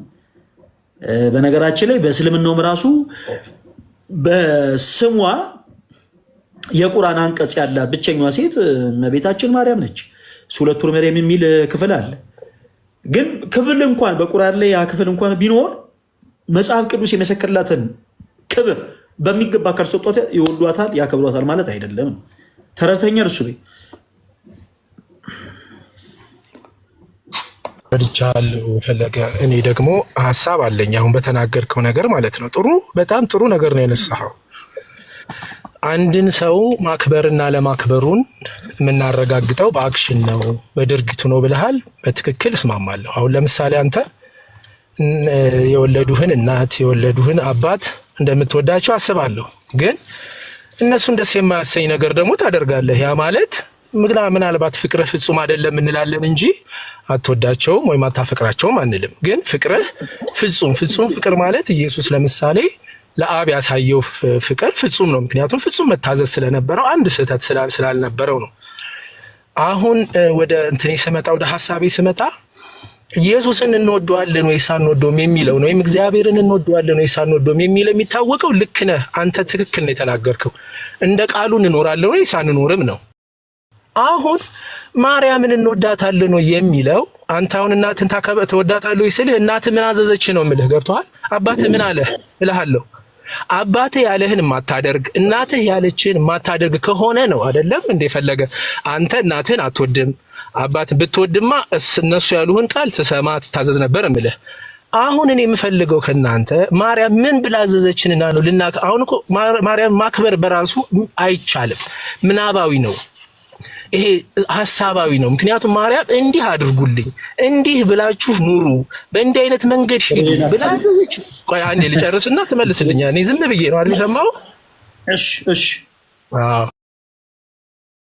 ስለዚህ እሷ ያዘዘችው ነገር አለ ወይ? እሷ ያዘዘችው ነገር ኑሮ እኛ ያልታዘዝነው ነገር ምን አለ? እሱን ብቻ እንድታሳየኝ ነው የምፈልገው። ማርያምን አላከበርክም ለማለት አንተ እኔን በድፍረት አንተ ማርያምን አታከብርም ለማለት ማርያም እንዲያዛህ ነበረ እሱቤ አንተ ግን ይሄንን አልሰራህም አላደረክም የምትለኝ ነገር ምን አለ? አንተስ ደግሞ አከብራታለሁ የምትለው ምን አዛህ ነው? ምን ያደረከውና እንዳከበርካት የተሰማህ የሚለውን ጥያቄ ልጠይቅህ። ምክንያቱም ማርያም ያዘዘችው ትእዛዝ በመጽሐፍ ቅዱስ ላይ ተጽፎ ስላላየው ማለት ነው። እስቲ ይሄን መልስልኝ። በጣም ጥሩ። ማክበር ከትእዛዝ ጋር የሚገናኝ ነገር አይደለም ወዳጅ። እኔ ቅድም እንደብዬ ነው የደመደምኩልህ። መጽሐፍ ቅዱስ የመሰከረላትን እውነት ፕሮቴስታንቶች ወንድሞች ስለማይቀበሉ ይወዷታል አንልም። ምን ማለት ነው መውደድ? እኔ መውደድ ከተግባር ጋር ካልሆነ እወድሃለሁ የሚለው ያፍ ብቻ ነው አይሆንብኝ። አንተ የራስን የምታውቀው የልብን የምታውቀው አንተ ነህ። መቼም እኔ አንተን ተግባር ከልብ ጋር ልመዝነው አልችልም። ስለዚህ አንተ ልብህን ከተግባር ጋር መዝንና ኦርቶዶክሳውያንን ትወዳቸዋለህ። እሱ ቤት አዎ፣ ሰውን ሁሉ በመወድበት መውደድ ምልህ ሪሌሽንሺፕ ኦርቶዶክሶች ምን ብለው አዘውክ ነው የምትወዳቸው ይባላል? አዎ ይባላል። ለምን እንደምወዳቸው ልንገርሽ፣ ላብራራልህ። አዎ ኦርቶዶክሶች ምን ብሎ አዘውክ ነው? ኦኬ ቀጥል። እሺ አስረዳኝ። ኦኬ በጣም አሪፍ ጥያቄ ነው አሁን የጠየቀኝ። እኔ ያልኩህ እወዳለሁ ብሎ የሚለውን ቃል ለመጠቀም ፈለገ አንተ ከኔ ጋር ሪሌሽንሺፕ ሊኖርህ ይገባል፣ አብረኸኝ ልትኖር ይገባል። ካለበለዚያ እወድሃለሁ ብትለኝ ካፍ የዘለለ እንደዚህ አይነት መጽሐፍ አይጠየቅም። ኦርቶዶክስ ትወዳለህ ተብሎ አይጠየቅም ሲጀምር። ስለዚህ በተመሳሳይ ማርያም መናዛችሁ ነው የምትወዷት የሚባልም ጥያቄ የለም። እሺ እሱ ልለ ነው ይሄ ጥያቄ ተጠየቁ እኮ ፈለገ ያስጨርሰ አንተ እኮ ስለማታስጨርስ አንዴ ቆይሽ ልጨርስልህ። ማርያም መናዛ ነው አንተ ነው እንጂ ስተት አንተ እኮ ነው ተወዳችኋለሁ ወይ ብለህ የጠየከኝ። ለምንድን ነው የጠየኩህ? የማይሆን ጥያቄ ስለጠየከኝ። የማላቀውን ይኸውልህ፣ አሁን አንድ ወንድም ኦርቶዶክስ ሊኖረኝ ይችላል። ፈለገ እሱን ተወዷለሁ ወይ ብለህ ጠይቀኝ። ወደ አላስፈላጊ ነገር አንግባ ፕሊስ፣ አዳምጠኝ። ድንግል ማርያም ምን ብላ እዛ ነው እኛ የምንወዳት የሚባል ነገር ስህተት ነው ጥያቄው። ለምን እንደዚህ የሚባል ሐሳብ የለም። ምክንያቱም መውደድ ከማዘዝ ጋር የተገናኘ ነገር አይደለም። ከምን ጋር የተገናኘው? እሺ መውደድ እንዲሁ ከራስ ፈቃድ ጋር። ለምሳሌ ክርስቶስ ዓለምን እንዲሁ ስለወደደ ነው ስጋን ለብሶ በምድር ተመላልሶ በቀራንዮ መስቀል ተሰቅሎ የሰው ልጅ ያዳነው። የሰው ልጆች ምንም ነገር አዘውት አይደለም። እሺ ከነፃ ፈቃድ ጋር የተገናኘ ነገር ነው መውደድ። አንድን ነገር የምትወደው ነገር ግን ምንድነው ያለው? አንድ እውነት ሊኖር ይገባል። ስትወደው አንተ ጋር እውነት ሊኖር ይገባል። ፕላስ ደግሞ አክሽን ያስፈልጋል። እውነተኛ የሆነ መውደድ እና አክሽን በቃ ያ ትክክለኛ መውደድ እንለዋለን፣ ትክክለኛ አክብሮት እንለዋለን። ነገር ግን አንደበት ብቻ እወድሃለሁ እወድሻለሁ ሆኖ ውስጥ ግን በኑፋቄና በዘለፋ የተሞላ ከሆነ ግን ይሄ ትክክለኛ አክብሮት እና መውደድ አይደለም። ስለዚህ ነጥባችን ምንድነው? ፕሮቴስታንት የሆኑት ወንድሞች ድንግል ማርያምን አይወዷትም የምንለው ባጭሩ መጽሐፍ ቅዱስ የመሰከረላትን እውነት ስለማያምኑ ነው። ይሄ ደግሞ ትክክለኛ ነጥብ ነው። ምክንያታዊ ውሃም ያዘለ ነጥብ ነው። አየህ፣ መጽሐፍ ቅዱስ የመሰከረላትን ነጥብ ስለማያምኑ ያንን ስለማይቀበሉ አይ በአንደበታቸው ይበል እንጂ በተግባር በአክሽን ደረጃ ለድንግል ማርያም የሚገባ ክብር አይሰጡም ብለን እናምናለን። ከዛ ውጭ ግን ሌሎቹ አሁን የተነሱት ነጥቦች አላስፈላጊ ናቸው።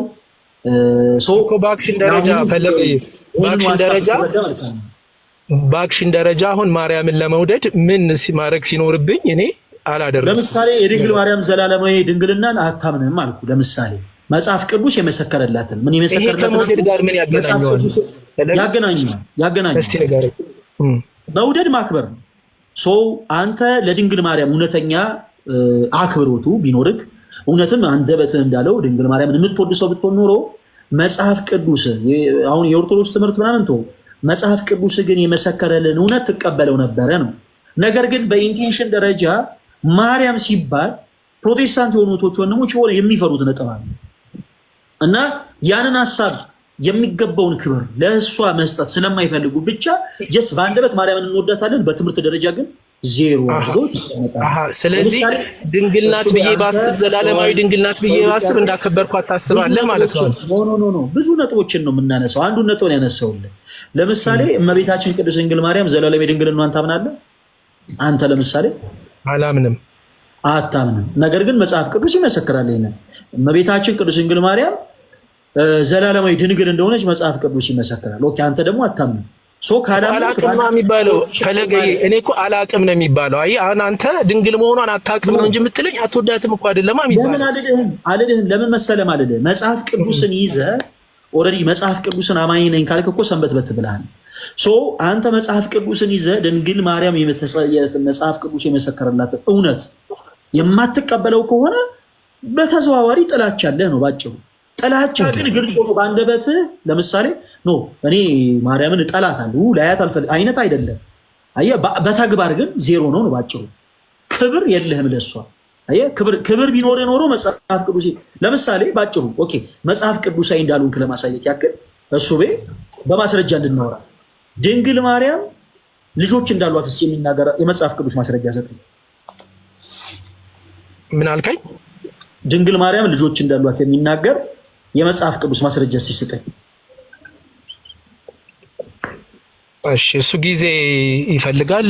ልፈልጊ ልመልስ ልስጥህ ይቻላል። ለምሳሌ ወንድሞችህና እህቶችህ ይፈልጉሃል የሚል ጥያቄ አቀረቡለት አይደለም? ወንድሞቼ እህቶቼ እናቴ ማለት እነዚህ ናቸው ብሎ የመለሰበት ቦታ ላይ እናንተ አስተጓጎሙ እንደዛ አይደለም ብላችሁ ስታስተምሩ ስትናገሩ በደንብ እነማን ናቸው ወንድሞቼ እህቶቼ እያሉ ሲናገሩ የነበሩት? ምን እናደርግ መሰለህ? እሱ መጽሐፍ ቅዱስ ጥቅስ አውጣ። ቆይ ይኸው ታይም እሰጥሃለሁ። ማይክል ታደርገውና ምግብህንም ጨርስ። ገስ ላይ ብዙ ሰዎች ስላሉ መጽሐፍ ቅዱስ ማስረጃን አዘጋጅ። እንቀጥላለን ከዛ በኋላ ያችን ነገር ግን አንድ ነገር ላስታውስህና እሷን ስላልመለስክልኝ እንቀጥላለን። እሷን በኋላ ታብራራልኛለህ። እሷን ማስብበት ይሄን ነጥብ አሁን የሰጣውን ነጥብ ማስረጃ አምጣ ከመጽሐፍ ቅዱስ ላይ።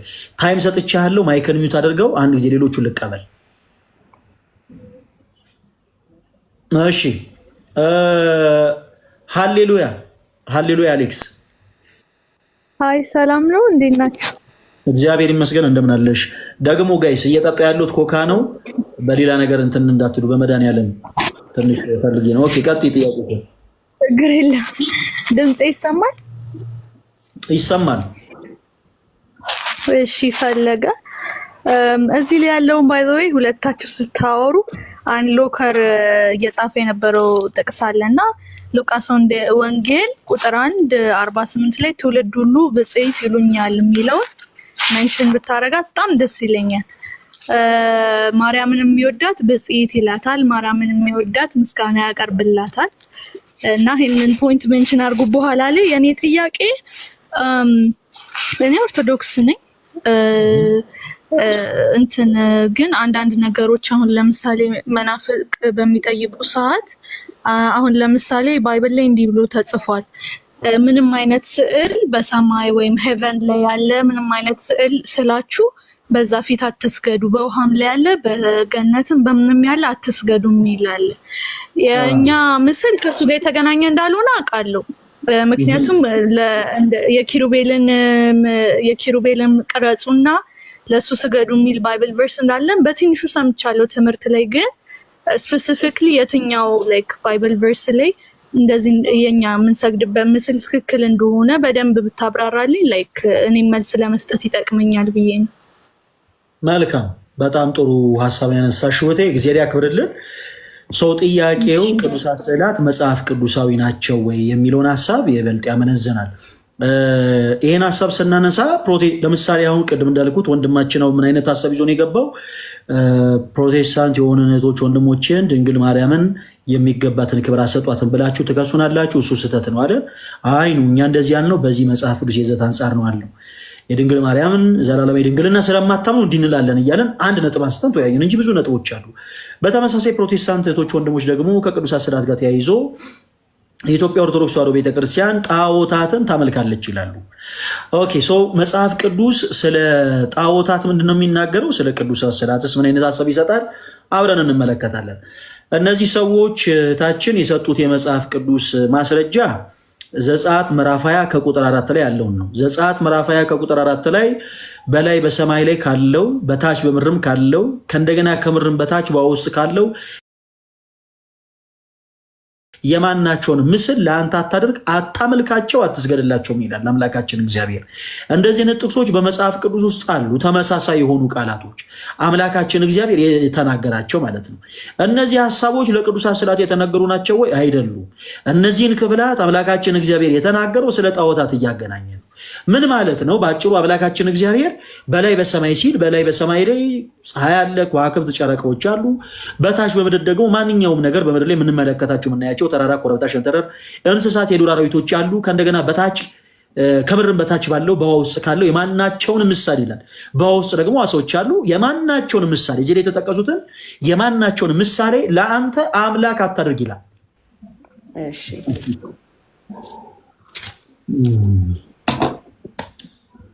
ውይይት በኮካ በጣም አሪፍ ነገር ነው። በነገራችን ላይ ዛሬ ነው የሞከርኩት። ማርቆስ ኦኬ። ከዛ በኋላ ሚላ መሰል ማርቆስ 6 እሺ።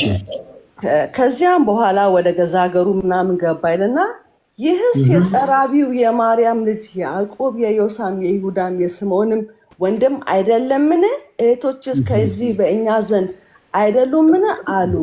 ይሰናከሉበትም ነበር። ለሁለተኛ ጊዜ እንደገና ተሰናከሉበት። ምክንያቱም ማርያምና ዮሴፍ የምስኪን ቤተሰብ ስለሆኑ እንዴት ከነዚህ ቤተሰብ መጣ፣ እንዴትስ እንደዚህ ያስተምራል ብለው ተሰናከሉበት። የሚያስተምረው ትምህርትና ባክግራውንዱ አልመጣጠን አላቸው።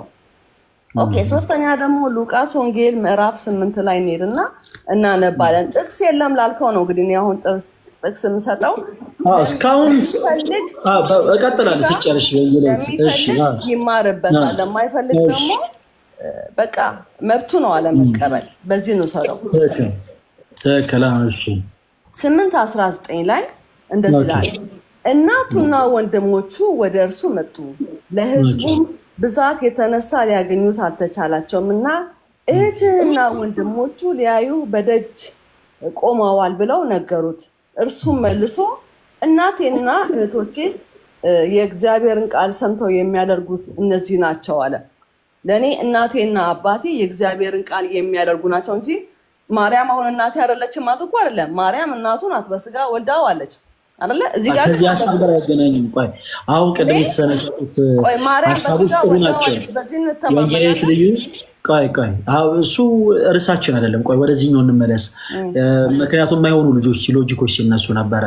የመጀመሪያ አንድ ማረም የምፈልገው ነገር ወንጌላዊት ልዩን ከታች ያሉ ሰዎች አንቺ ስትናገሪ እንደ ወንጌላዊት ልዩ ሴት ናት ወንድ ነው መስሎን ቢሉ መሰላቸው ይባላል እንጂ ተሰናከሉ አይባልም። መሰናከል ይላል። መሰናከል ማለት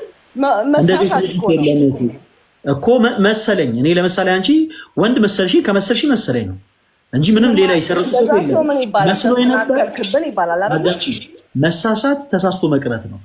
ተሰናከሉ እንደዛ ብለው አይሉስ ተሰናከሉ። እኔ ክርክር ላይ አይደለም ያለሁት። እኔ እንደዚህ የሚባል ቃል ስለሌለ ነው። ስለዚህ አሁን አራተኛ ደግሞ ዮሐንስ ወንጌል አሁን እኮ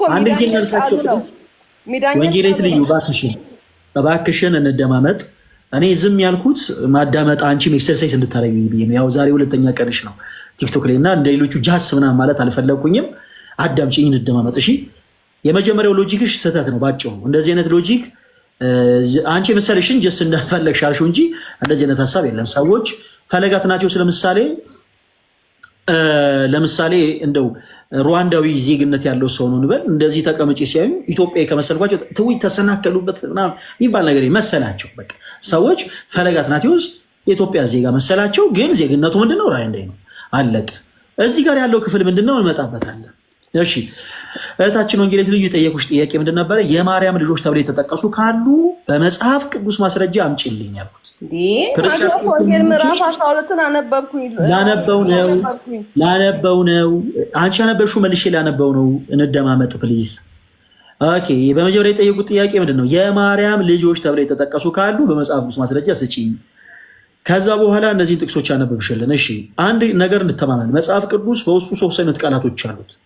ከዚህ በፊት ተናግሬዋለሁ። ቃለ ሰብ፣ ቃለ ነቢያትና ቃለ እግዚአብሔር የምንለው ቃለ ሰብ የምንለው ሰዎች ከልባቸው አፍልቀው የተናገሩትን ቃል ነው። ቃለ ነቢያት የምንለው ነቢያት በመንፈስ ቅዱስ ምሪት የተናገሩትን ቃል ነው።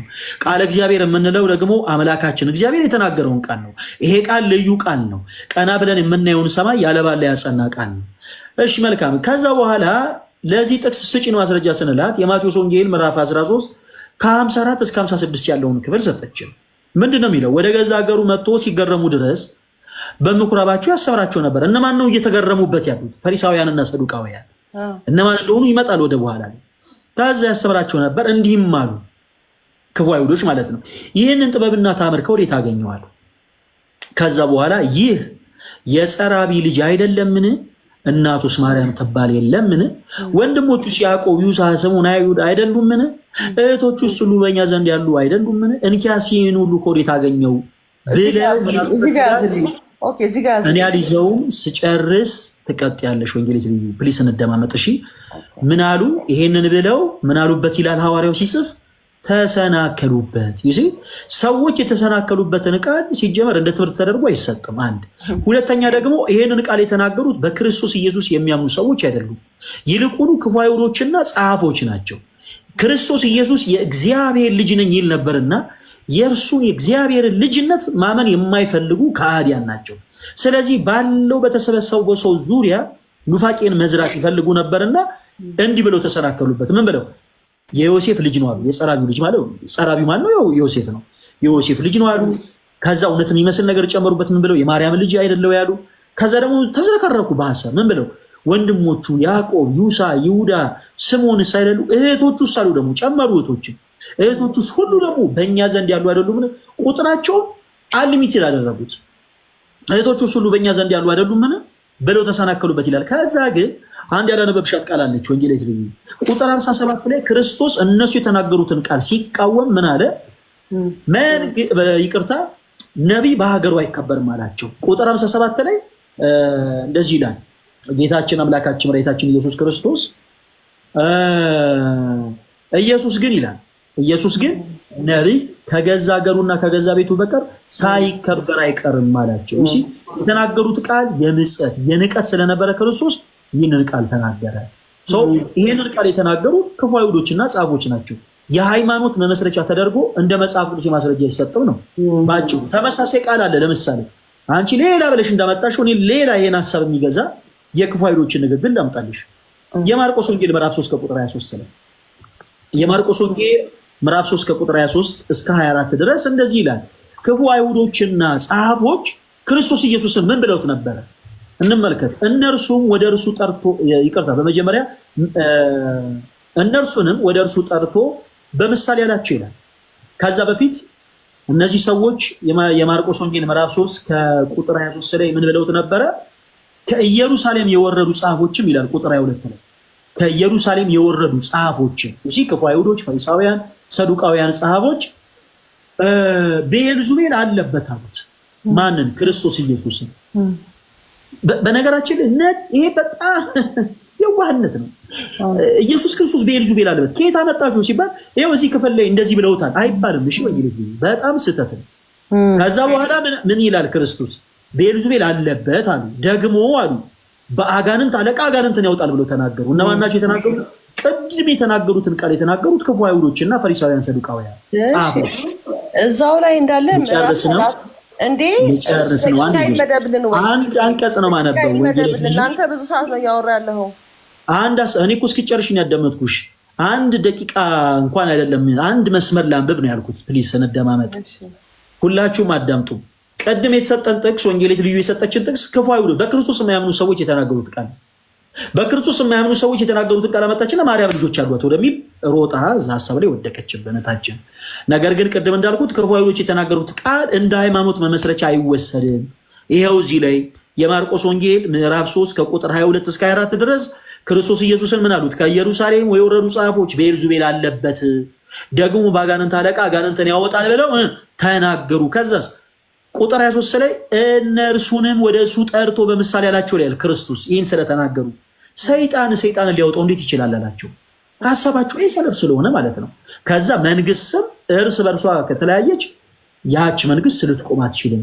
ብሎ የተናገሩት ነገር በራሱ ሎጂኩ በራሱ ስህተት እንደሆነ ክርስቶስ በሐሳብ ደረጃ ጣለባቸው። ኦኬ አሁን እዚህ አንተ ጥያቄ ጠይቃ። አሁን እነዚህ ፈሪሳውያንና አይሁዳውያን እንደዚህ ያሉት አይደለ?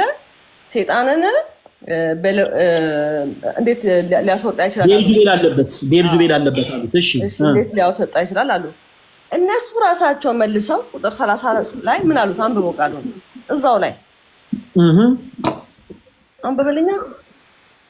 አይ አንቺ አንብቢልን እንጂ እኔ ማመጣውን ሐሳብ ላይ እንታሉ አንቺ 30 ላይ ፈልገው ምን አሉት? እናቱና ወንድሞቹ መጥተው በውጭ ቆመው ወደ እርሱ ልከው አስጠሩት። ብዙ ሰዎችን በዙሪያ ተቀምጠው ነበሩና እነሆ እናትህና ወንድምህም በውጭ ቆመው ይፈልጉሃል አሉት። አሁን እነሱ ያሉትን እንደ ሃይማኖት ማስረጃ አይወሰድም። እሺ ወንጌልሽ ፕሊዝ ቃሉን ጨርስ ፕሊዝ። ኖ ቃሉን አጨርሹ። ባጭሩ እኔ እስካሁን የለፋሁት አባባሌ እስካሁን እኮ እየለፋው ያሉት በነገራችን ላይ አንቺን ለማስረዳት መቼም ስምሽ ወንጌላዊት ልዩ ይላልና እንደማሰው የመጽሐፍ ቅዱስ መምህር ነሽ ባለሽበት ቤተክርስቲያን ሰው ፈሪሳውያን ያሉትን ፕሊዝ በቃ ፈሪሳውያንና ሰዱቃውያን ክፉ አይሁዶች ያሉት ቃል እንደ ሃይማኖት መመስረቻ ተደርጎ አይወሰድም። ባጭሩ ክርስቶስ ሐሳባቸው እንደተቃወመ እኮ ሁለት ጊዜ ሰጥቶሽ ጥቅስ እድል ሰጣለሁ እህታችን ወንጌላዊት ልዩ የማርያም ልጆች ተብሎ የተጠቀሰ መጽሐፍ ቅዱስ ላይ ከሌለ የማርያም ልጆች ናቸው ብሎ ሙጥኛ አይባልም ነው። ክፉ አይሁዶች ስለተናገሩ በክርስቶስ ኢየሱስ የማያምኑ ሰዎች ኖ ይሄ የኢየሱስ ወንድም ነው እሱ የኢየሱስ አባት ነው እያሉ ዝም ብለው የራሳቸውን ክህደት ስለነዙ አይሁዶችና ክፉ ጻፎች የተናገሩትን ሐሳብ እንደ ሃይማኖት መመስረቻ ተደርጎ ትምህርት አይሰጥባቸው። እሺ እዛ ጋር ስለዚህ አሁን እነሱ የሰጡት ኮንፈርሜሽን እናቱ ያሉትን እናቱ ውድቅ ነው ማለት ነው። ስለ እናቱ የተናገሩት ውድቅ አይደለም። ወንጌላዊት ልዩ ምሳሌ ልስጥሽ። ይሄ እየጠጡ ወንድሞቹ ሲሆኑ ይወድቃል ማለት ነው። አረ ፕሊስ እባክሽን እንደማመጥ እኔ ፕሊስ አንዳንድ ትልልቅ የሆናችሁ ሰዎች ቢያራችሁ ስለምትደማመጡ ፕሊስ እንደማመጥ እባክሽ። ይሄ ኮካ ነው እየጠጣ ያሉት ኮካ ነው። ይሄ ኮካ ነው እዚህ ላይ ያለው ኮካ በአጠቃላይ ፕሊስ ምሳሌን አዳምጪኝ። ይሄ የምጠጣው ኮካ በአጠቃላይ የፈሳሹ ፓርት በአጠቃላይ ንጹህ ነው። በጠጣው ጤኔን የማይጎዳ ነው። ጠብታ መርዝ ግን ቢገባ መርዝ ነው ወይንስ አይደለም? ወንጌላዊት ልዩ መርዝ ነው በቃ። ስለዚህ ክፉ አይሁዶችም የተናገሩት ቃል ድንግል ማርያም የሚለው እናቱ ናት ያሉት ሐሳብ እውነት የመሰለ ቢሆንም ነገር ግን ከባባድ የክደት ቃልን ተናግረው ሐዋርያው ምን አለ? ተሰናከሉበት ካለ ተሰናከሉበት እሽሩሩ ማለት ያስፈልጋል። ተሰናከሉበት ይሄን ብቻ ንገረኝ። ማቴዎስን ወንጌል እንግዲህ ማንበብ ነው። ለምን እንደተሰናከሉበት ሲናገር በደንብ ያብራራል። ስለዚህ የክፉ አይሁዶችን ቃል አንተን ጠየቅኩ ኖ እየተግባባን አይደለም። እኔማ መልሼልሻለሁ። ለምንድን ነው የተሰናከሉበት? አንደኛ ክርስቶስ ኢየሱስ አባቱ እግዚአብሔር ሆኖ ሳለ የዮሴፍ ልጅ ነው አሉ። አንድ ሁለተኛ ወንድሞቹ የሥጋ ወንድሞቹ ናቸው አሉ። ወንድሜ ብሎ የጠራቸው እነሱን እንደምታውቁት ክርስቶስ ጠላታችሁን እንደራሳችሁ ውደዱ ያለ ጌታ አብረውት ያደጉትን እነ ያዕቆብ እነ ዩሳን ሌሎችንም ሐዋርያት ወንድሞቼ ብሎ መጥራቱ ምንም የሚደንቅ ነገር አይደለም። እነሱ ግን ምን አሉ? ወንድሞቹ በሥጋ ወንድሞቹ ነገሬ ናቸው። ፕላስ ደግሞ እናንተ ፕሮቴስታንቶች የማታውቋቸውን እህቶችም ጨመሩለት። እህቶቹ ሁሉ በእኛ ዘንድ ያሉ አለ አንሊሚትድ ያደረጉት። ስለዚህ እንዲህ ብለው አለ ቅዱስ ማቴዎስ ተሰናከሉበት። አለቀ፣ አጭርና ግልጽ። ክርስቶስም ደግሞ የተናገሩት ቃል ስህተት ስለሆነ በጣም በማዘን የተናገሩት ቃል የንቀት ስለሆነ ነቢይ በሀገሩ አይከበርም ማላቸው ይላል መጽሐፍ ቅዱሱ። ስለዚህ ይሄ ፈሪሳውያን የተናገሩትን ቃል የሃይማኖት መስረቻ አይሆንም። ወንጌል በመንፈስ ቅዱስ የሚበራ ነገር ነው፣ ችግር የለም። የሃይማኖት መስረቻ ነው። ወንጌል ታውራ ነበር ጄዘሽ ስትመጪ ነው የምናወራው። ከዛ ውጪ የለም ካልሽ በቃ የሌለን ሐሳብ መናገር የለብሽም። መጽሐፍ ቅዱስ ላይ ያለን ሐሳብ በማስረጃ ይሄ ቸርች አይደለም። ዝም ብሎ ስብከት አይሰበክም። ያደንቺ በማስረጃ ነው የምናወራው። በቃ የማርያም ልጆች ተብሎ የተጠቀሱ የሉም ካልሽ በቃ የለም። የሌለን ነገር ደግሞ አለ ብሎ ፍጥጥ አይባልም። በመጀመሪያ ማስረጃ ነው። ጥሬ ቃሎችን የማርያም ልጅ ጥሬ ቃል አላልኩኝ። የተጠቀሱ ካሉ በመጽሐፍ ቅዱስ ላይ አምጪልኝ ነው ያልኩሽ። በቃ እንደዛ ጥሬ ቃል ስለሌለ ስለመሰናከል ትንሽ ላብራራ ነበረ። እኔ በጣም ብዙ ቆየን እዚህ ላይ ስለ ልጅቷ ቅድም ስለጠየቀችው ስለ ስዕላትም እንድንወያይ ፈልጌ ነበረ። ስለ ዘላለማዊ ቨርጂኒቲ ስለ ቅዱሳት ስዕላት ብንቀጥል ይሻላል። ለምን ይሄንን ሐሳብ ጨርሰናል። በመጽሐፍ ቅዱስ ላይ የማርያም ልጆች ተብሎ የተጠቀሱ የለም። በቃ አጭርና ግልጽ አራት ነጥብ ጨርሰናል። በእንደዚህ ካለ የዛን ሰው እስማማለሁ። ቃል በቃል እንደዚህ አልተጻፈም። እኔ ቃል በቃል አላልኩም። የተጠቀሱም ካሉ የተጠቀሱ ቃል በቃል አላልኩም። እኔ በነገራችን ላይ ዝም ብዬ ሰነፍ ሰው አይደለሁም። ሰዎችን ቃል በቃል አምጡ አይደለም። መጽሐፍ ቅዱስ ላይ ኢየሱስ ያድናል የሚል ቃል በቃል ሐሳብ የለም። ክርስቶስ ግን እንደሚያድን ይናገራል። ይገበራ ጎባጣ እንዳቀቀና ድዊ እንዳፈወሰ አራት ወንጌል ላይ ስለ ማርያም ምን ሆነሽ ነው ጣልቃ ምትገባው? ወንድሞች ተጽፏል። ወንጌል ልዩ በህይወትሽ ደስተኛ ነሽ እህቴ? በጣም ጌታ ስለዚህ ጣልቃ ትገባለሽ። አንዴ ማይክሽ የምታደርጊው ፕሊዝ ዴ ሆነ ያንቺንም ሐሳብ ደግፌ ስናገር ተቃውሚ ስናገር እኩል ማውራት በነገራችን ላይ ይሄ ልክ አይደለም። እንደማመጥ ኦኬ መጽሐፍ ቅዱስ ላይ ቃል በቃል የሚባል ማስረጃ አምጡ አይባልም። ከመሰረቱ የተጠቀሱ ካሉ አምጪልኝ ነው ያልኩሽ። ቃል በቃል የሰነፍ ሰው ጥያቄ ነው ሲጀምር። መጽሐፍ ቅዱስን ፈጽሞ የማያውቅ አንዳንድ ጊዜ ካያችሁ የሆነ በተለይ እስልምና እምነት ላይ ምናምን ያሉ እህቶች ወንድሞቻችን መጽሐፍ ቅዱስን ምንም ስለማያውቁ አይዲያውም ስለሌላቸው በቃ ቃል በቃል የታለ አምጣልኛ እንዲህ እያሉ ነው የሚጠይቁት። መጽሐፍ ቅዱስን የሚያውቅ ሰው እንደዚህ አይነት ጥያቄ ጠይቅም። ወንጌሌት ልዩ አንድ የተናገረው ትልቁ ነጥብ ምንድን ነው? ጸሐፎችና ፈሪሳውያን የተናገሩት ቃል የሃይማኖት መመስረቻ ተደርጎ ሐዋርያት እንደተናገሩት ነቢያት እንደተናገሩት የክርስቶስ አገልጋይ የነበሩ ቅዱሳን እንደተናገሩት አምላካችን እግዚአብሔር እንደተናገሩ አይነት ቃል ሆኖ የሃይማኖት መመስረቻ አይሆንም ባጭሩ። ፕላስ ደግሞ ቃል በቃል የማርያም ልጆች የሚል ቃል አምጪልኝ አይደለም ነው ያልኩት። የተጠቀሱ ካሉ የማርያም ልጆች ተብለው የተጠቀሱ ካሉ ከመጽሐፍ ልጅ ላይ በቃ እሱን ላሳይህ አንድ ጊዜ ከወንጌሌት ልዩ ጋር ጨርሰን አሁን ከአንተ ጋር ጨርሼ ነው ሌሎች እድል የሰጠሁትና ከእሷ ጋር ስንጨርስ ወደ አንተ እንቀጥላለን። ስለዚህ ታችን ወንጌሌት ልዩ ፈሪሳውያንና ሰዱቃውያን የተናገሩትን ነገር እንደ ማስረጃ ተደርጎ አይወሰድም። ሲጀመር በጣም ያስተቻል። በነገራችን ላይ አንድ ነገር ልንገራችሁ፣ በጣም ያስተቻል። የነገረ መለኮት ትምህርቱን የመጽሐፍ ቅዱስ ትምህርቱን በደንብ ብታጠኑት መልካም ነው ጋይስ። እኔ ኦርቶዶክስ ስለሆንኩኝ ብቻ አትቃወሙ እሺ። በፍጹም የሃይማኖት መመስረቻ ተደርጎ በእንደዚህ አይነት ቶፒክ ትምህርት አይሰጥም።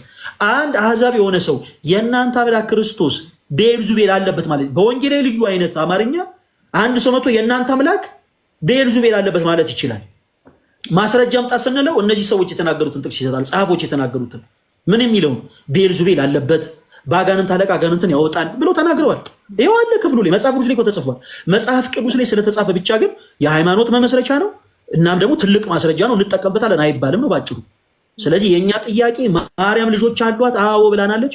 የማርያም ልጆች ተብለው የተጠቀሱ አሉ ወይም የተጠቀሱ አሉ ወይ ሲባል ቃል በቃል ምናምን እኔ ያላልኩትን አትበሉ። አጭርና ግልጽ በቃ ማስረጃ ካለ ማምጣት ሐሳቡን የሚደግፍ ማለት ነው።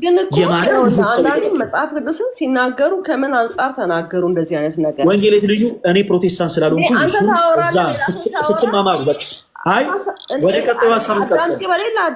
ስለ ቅዱሳት ስዕላት እንቀጥል። ቅዱሳት ስዕላት መጽሐፍ ቅዱስ ናቸው ወይስ አይደሉም? ፈልግ ብለኸኝ እኮ ፈልግ ያግኝቼ እኮ በቃ አንተ እድል እሰጥሃለሁ ሲባል ነው ስንታችሁ ሲሩልበ ከዚህ በኋላ ማይክህን ሳልፈቅድልህ እንዳትከፍሽ። ከወንጌሌት ልዩ ጋር ስንጨርስ ልስጥና ልውረድና ልስማህ። ማይክህን ዝጋው፣ ምንም እንዳትናገር። ማይክህን ዝጋው።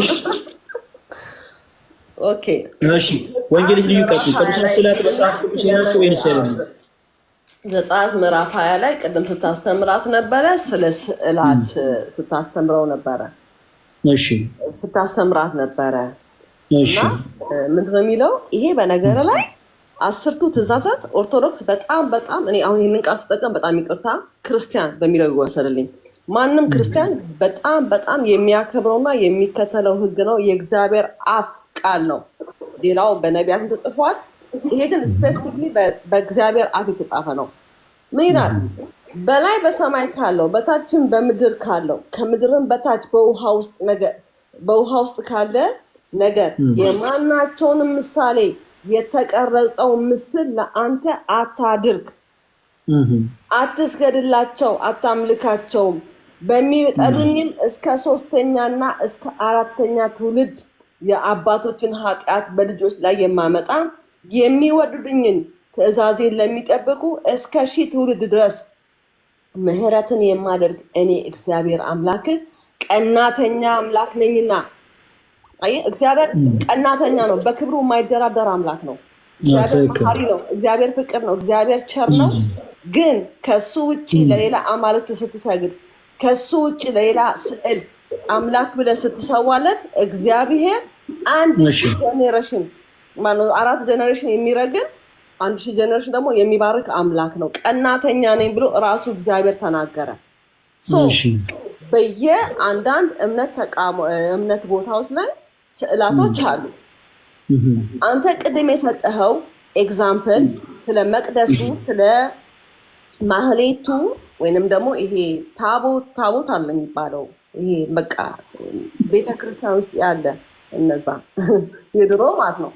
እነሱን ህግጋት ከ25 ጀምሮ ከዘጸአት 25 ጀምሮ እግዚአብሔር ራሱ ቃል በቃል በስንዝር በሜትር ለሙሴ አስረድቶ ያሰራው ትእዛዝ ነው። አሁን ደግሞ ሙዝዝ አረግሽው ድምጽሽን ልዩ እንደቀደሙ በስርዓት ብትወሪ ጥሩ ነው። ይኸውልሽ ኪሩቤል ምንድናቸው? የኔ ጥያቄ ኪሩቤል ምንድናቸው? ንገሪኝ እስቲ። እኔ በተፈጥሮ ወሬ መደጋገም አልወድም። አንዴ ነው የምናገረው። ኪሩቤል ምንድናቸው?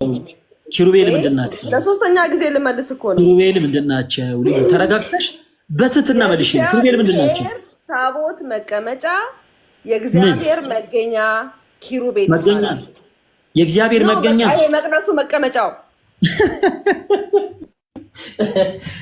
ኪሩቤል ማለት የእግዚአብሔር የመቅደሱ መቀመጫ ማለት ነው። የታቦቱ መቀመጫ። እሺ ተሳስተሻል። ኪሩቤል ማለት መላእክት ናቸው።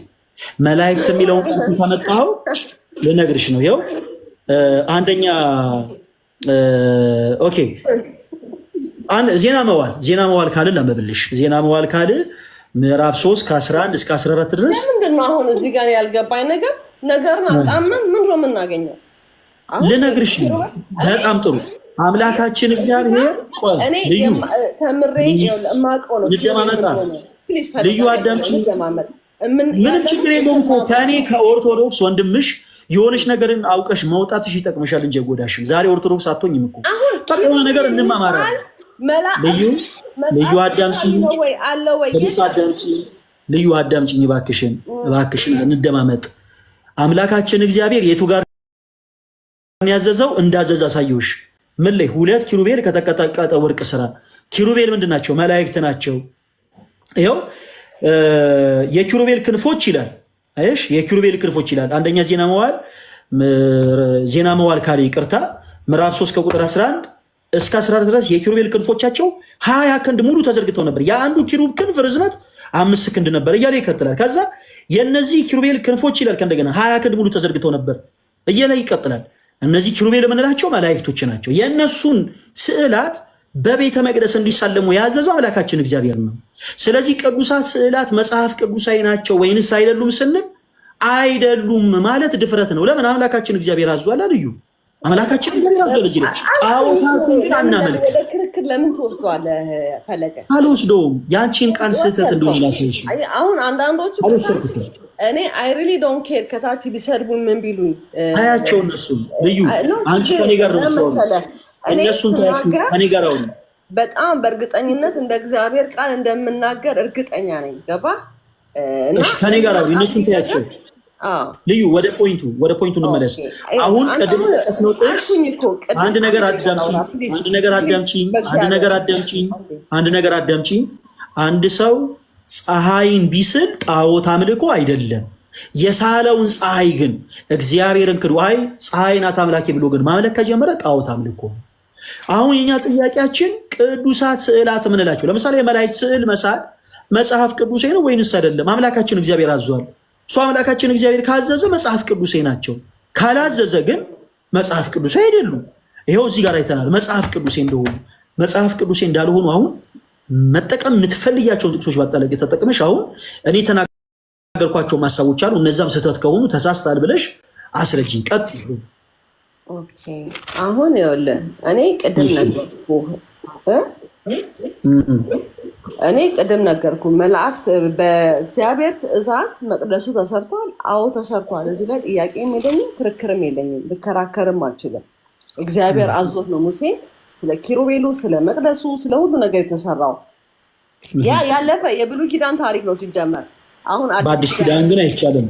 ኦኬ በብሉይ ኪዳን ይቻል ነበር በአዲስ ኪዳን ግን ቀርቷል ምኑ ነው በፊትም አይቻልም ስዕላቱን እኮ አሳመረው ነገርኩ አሳመረው ሳይሆን ሳላለው አሳምሮ ሳለው የሚል ሳለው ቤተክርስቲያኑ ሳለውና አሳመረው የሚል አሳመረው የሚል አሳመረው የሚል የለም አሳምሮ ስሎታል የሚል የለም እግዚአብሔር አምላክ ኖ ሰራ ነው የሚለው አሳመረ የሚል የለም እግዚአብሔር አምላክ የኪሩቤል መላእክትን ስራለው ሰራ አለቀ መቅደሱን ስራለው ሰራ እንጂ አሳመር አስጌጠ ምናምን ተይ ይሄ ከሜካፕ ይሄ የሜካፕ መንፈስ ነው የሜካፕ መንፈስ የተወጋ ይሁን አሁን ስዕላት መጽሐፍ ቅዱስ እንዳልሆኑ አስረጅ እንጂስ በቃ ያንን ነጥብ ብቻ ነው ፈልገው ቅዱሳት ስዕላት መጽሐፍ ቅዱስ እንዳልሆኑ አስረጅ በማስረጃ እንዴ በቃ እኔ ሌላ ዝርዝር ውስጥ አልገባም ዘጸአት ምዕራፍ 20 ቁጥር 2 ከ10ቱ ትእዛዛት አንዱ ነው ያንን መቀበል የግለሰቡ ድርሻ ነው መጽሐፍ ቅዱስ ተጽፎልናል ልዩታችን በቃ እንደዚህ እናርጋ አሁን አንድ ነጥብ ልናገር ፕሮቴስታንት ነሽ አይደል እህቴ አዎ ኦኬ 66ቱ መጽሐፍ ነው አይደል የምታምኑ መጽሐፍ ቅዱስ በጣም ጥሩ ሁላችሁም አዳምጡ ቅዱሳት ስዕላት መጽሐፍ ቅዱስ አይናቸው ወይንስ አይደሉም አይደሉም በጣም ጥሩ ኦኬ ይሄ የ66ቱ መጽሐፍ ነው ጄ ላይ ያለው ይሄ እዚህ ፊት ለፊት ያለው የመስቀል ስዕል ነው ይሄንን ስልኬት አጥታችሁ ሰላችሁት ልጅ ምን አገናኘው ይሄ መሄማ መስቀል የክርስቶስ ሲምቦል ነው ኬት አጥታችሁ ሰላችሁት ጌታችን ኢየሱስ ክርስቶስ ልዩ አዎ መስቀል ክርስቶስ የተሰቀለበት ነው ክርስቶስ የተሰቀለበት መስቀል እንደዚህ አይነት ቅርጽ ያለው መስቀል አይደለም ለምሳሌ እዚህ ከስር የምታዩ አራት ማዕዘን የሚባለው ይሄ ራሱን የቻለ ትርጉም አለው በምን በኢትዮጵያ ኦርቶዶክስ ተዋሕዶ ቤተክርስቲያን እናንተ ግን ችግር የለውም አሁን ይሄ የማንስ መስቀል ነው በቃ መለሽ የክርስቶስ መስቀል ነው ክርስቶስ ኢየሱስ የተሰቀለበት ነው እንደው በእናትህ እዚህ ጋር በጣም ይቅርታል እዚህ ጋር ላይ ኦርቶዶክስ በመስቀላታሹ የኔ ጥያቄ ከየት አመጣሽው ነው ከየት አምጥታችሁ ሳላችሁት ይሄንን መስቀል ከየትኛው የመጽሐፍ ቅዱስ ክፍል ያገኛችሁት እሺ አንድ ጥያቄ ጠይቀ በጣም ጥሩ በመጀመሪያ መልሽልኝ ከየት አምጥታችሁ ሳላችሁት ለመመለስ መንደርደሪያ እንዲሆን በመጀመሪያ ከየት አምጥታችሁ ሳላችሁት ስዕላት መጽሐፍ ቅዱስ አይደሉም ብለሽኛል ፕሮቴስታንቶች እህቶቼ ወንድሞቼ ሁላችሁም ስዕላት መጽሐፍ ቅዱስ አይደሉም ትላላችሁ ይሄንን ታምናላችሁ ይሄ መጽሐፍ ቅዱሳችሁ ፊት ለፊት ያለው ስዕል የመስቀል ስዕል ነው ይሄንን ስልክ ከየት አምጥታችሁ ሳላችሁት ማን ነው ሳሉ ያላችሁ የቱ ጋር ታዘዛችሁ መጽሐፍ ቅዱስ ደግሞ ባሳይ ለፊት ያለኝን መጽሐፍ ቅዱስ ተፍለሻል ተፍተሽ አሳይ መጽሐፍ ቅዱስ አዲሱ ትርጉም መጽሐፍ በቃ መጽሐፍ ቅዱስ ተፍተሽ አሳይኝ ይሄንን መስቀል ከየት አምጥታችሁ ሳላችሁት አታሳይኝ ከየት አምጥታችሁ ሳላችሁት እኔ ከየት መጣ ምናልባት ከታሪክ ሲዋረድ ከቤተክርስቲያን ሲወርድ ሲዋረድ የትኛው ታሪክ አንድ የትኛው ታሪክ ፕሮቴስታንት የራሷ የመጽሐፍ ቅዱስ ማተሚያ ድርጅት የላትም ከየትኛው ታሪክ አመጣችሁት አይታተ ማለት ይቻላል ይሄንን ስዕል ከየት አምጥታችሁ ሳላችሁት የኔ ጥያቄ ይሄንን ስዕል ከየት አምጥታችሁ ሳላችሁት መስቀል እኔ ባለኝ ዕውቀት ከክርስቶስ የመጣ ነው ከየት አምጥታችሁ ሳላችሁት የኔ ጥያቄ የትኛው መጽሐፍ ቅዱስ ክፍል ላይ ሳሉ የሚል ሐሳብ አግኝታችሁ ሳላችሁት ምክንያቱም ስዕላት መጽሐፍ ቅዱስ አይደሉም ካልሽን ከየት አምጥታችሁ ሳላችሁት እኛ ሁለት ባይብል ፊት ለፊት ያለ ባሳይ አራት ሚኑር ምንም አይነት ስዕል ይኖረው እነዚህን አይነት መስቀሎች ከየት አምጥታችሁ ሳላችሁት የኔ ጥያቄ እሱ ነው እኔ መስቀል ለብቻችን ለኦርቶዶክስም የታደላት እንዳለ አላውቅም ከየት አመጣችሁ እኔ አሁን ይሄንን መስቀል የኦርቶዶክስ ነው የካቶሊክ ነው የጆባ ዊትነስ ነው አላልኩሽም ይሄንን መስቀል ከየት አምጥተሽ ሳልሽው ያንቺም ስኮላሮች ከየት አምጥተው ሳሉት ማን ነው ሳሉ ያላቸው መጽሐፍ ቅዱሳዊ ማስረጃ ብቻ ስጪኝ ልዩ ቀጥይ እኔ ባለኝ እንደዚህ እንትን ሲምፕል ጥያቄ እንከራከርበት አይገባም ይሄንን ከየት አምጥታችሁ ሳላችሁት ክርስቶስን መስቀል ወንጌል ከየት አምጥታችሁ ሳላችሁት እኔ ከኦርቶዶክስ አለ ምክንያቱም ኦርቶዶክስ ከየት አመጣዋለች እኔ አሁን ከየት አምጥታችሁ ሳላችሁት የኢትዮጵያ ኦርቶዶክስ ተዋሕዶ ቤተክርስቲያን ስዕላት መጽሐፍ ቅዱሳዊ አይደሉም ብላ አታምንም አንቺና ሌሎች ፕሮቴስታንት እህቶች ወንድሞች ደግሞ ስዕላት መጽሐፍ ቅዱሳይ አይደሉም ብላችሁ ታምናላችሁ ካመናችሁ ከየት አምጥታችሁ ሳላችሁት አገናኘው ከስዕል ጋር ከየት አምጥታችሁ ሳላችሁት የጠየቁሽን ብቻ መልሽልኝ ልዩ ኦ ማይ ጋድ እኔ ይሄንን እንግዲህ የሃይማኖት አባቶች እንደ ጳጳሳት የካቶሊክ አባታት ኖ በቂ እውቀቱ ስለሌለሽ ከአንቺ የተሻሉ ፓስተሮችን ከአንቺ የተሻሉ የወንጌል አዋቂዎችን አስፈላጊ ጥያቄ ነው የምጠይቀኝ። ፕሊስ አትነጫነጪ ፕሊስ እባክሽን። ይሄ የምትነጫነጪበት ቤት አይደለም። የጠየኩሽን መልስ እየመለሽልኝ አይደለም። ስለዚህ ልዩ ሄደሽ እያወራሽ ከሆነ ሚዩት አድርጌሻለሁ። እሺ ሄደሽ ከአንቺ የተሻለ እውቀት ያላቸውን ሰዎች ጠይቀሽ መልሱን ይዘሽ ነይ። ሰው ልዩ አስታውሺ፣ ይሄንን መጽሐፍ ቅዱስ ፊት ለፊት ያለውን ሐሳብ ስዕሉን ማለት ነው የመስቀሉን ስዕል ከየት አምጥተን ነው የሳለው? እና ደግሞ ማን ነው ሳሉ ያለን መጽሐፍ ቅዱስ ላይስ? ምክንያቱም እኛ ፕሮቴስታንቶች ወንድሞች ስዕላት መጽሐፍ ቅዱሳዊ ናቸው ብለን አናምንም። ስለዚህ ከየት አመጣ ነው ብለሽ ከአንቺ የተሻለ እውቀት ያላቸው ሰዎች ጠይቂ። እና ጥሩ አይደለም በቃ ከአንቺ የተሻሉ ሰዎችን መጠየቅ ግን መልካም ነው። ዝም ብሎ ሳያውቁ አንዳንድ ሀሳቦች ላይ መነጋገሩ ጥሩ አይደለም ልዩ። እና ያወራሽ ከሆነ ሚዩት አድርጌሻለሁ። ስለዚህ እህቴ እሺ በይ፣ ሌላ ጊዜ ጠይቀሽ ነይና በማናቸውም ሰዓት ላይ ፈለገ አስገባኝ ጠይቄ መጥቻለሁ ነኝ። ሰምተሽኛል አይደል? እንዳለ ያልኩሽ ሰምቻለሁ። ላውራ አንዴ ጠይቀሽ ነው። ኦኬ ጠይቃለሁ። ዶንት ወሪ ችግር የለም። እኔ ራሴ አንብቤ እመጣልሃለሁ ከ10 ደቂቃ በኋላ። እሺ እግዚአብሔር ያክብርልን። እግዚአብሔር አብ እግዚአብሔር ወልድን ወለደ ስንል እንዴት ነው ይሄንን ምላሽ ሲሰጥ? ሁላችሁ የክርስቶስ ቤተሰቦች አንድ እንድትረዱት የሚፈልገው ነገር እግዚአብሔር አብ እግዚአብሔር ወልድን ወለደ ስንል አብርሃም ይስሐቅን እንደወለደው አይደለም። ምክንያቱም በአብርሃምና በይስሐቅ መካከል በዘመናት የመቀዳደም ስላለ ማለት ነው። እግዚአብሔር አብ እግዚአብሔር ወልድን ወለደ ስንል ግን በባህሪ ነው። በምንድን ነው አልኳችሁ? በባህሪ ነው። እግዚአብሔር ወልድ የእግዚአብሔር አብ ልጅ ነው ስንል በባህሪ ነው እንጂ አብርሃም ለይስሐቅ አባት እንደሆነው ይስሐቅም ለያዕቆብ አባት እንደሆነው በዘመናት መካከል መቀዳደም እንደሆነ አይደለም።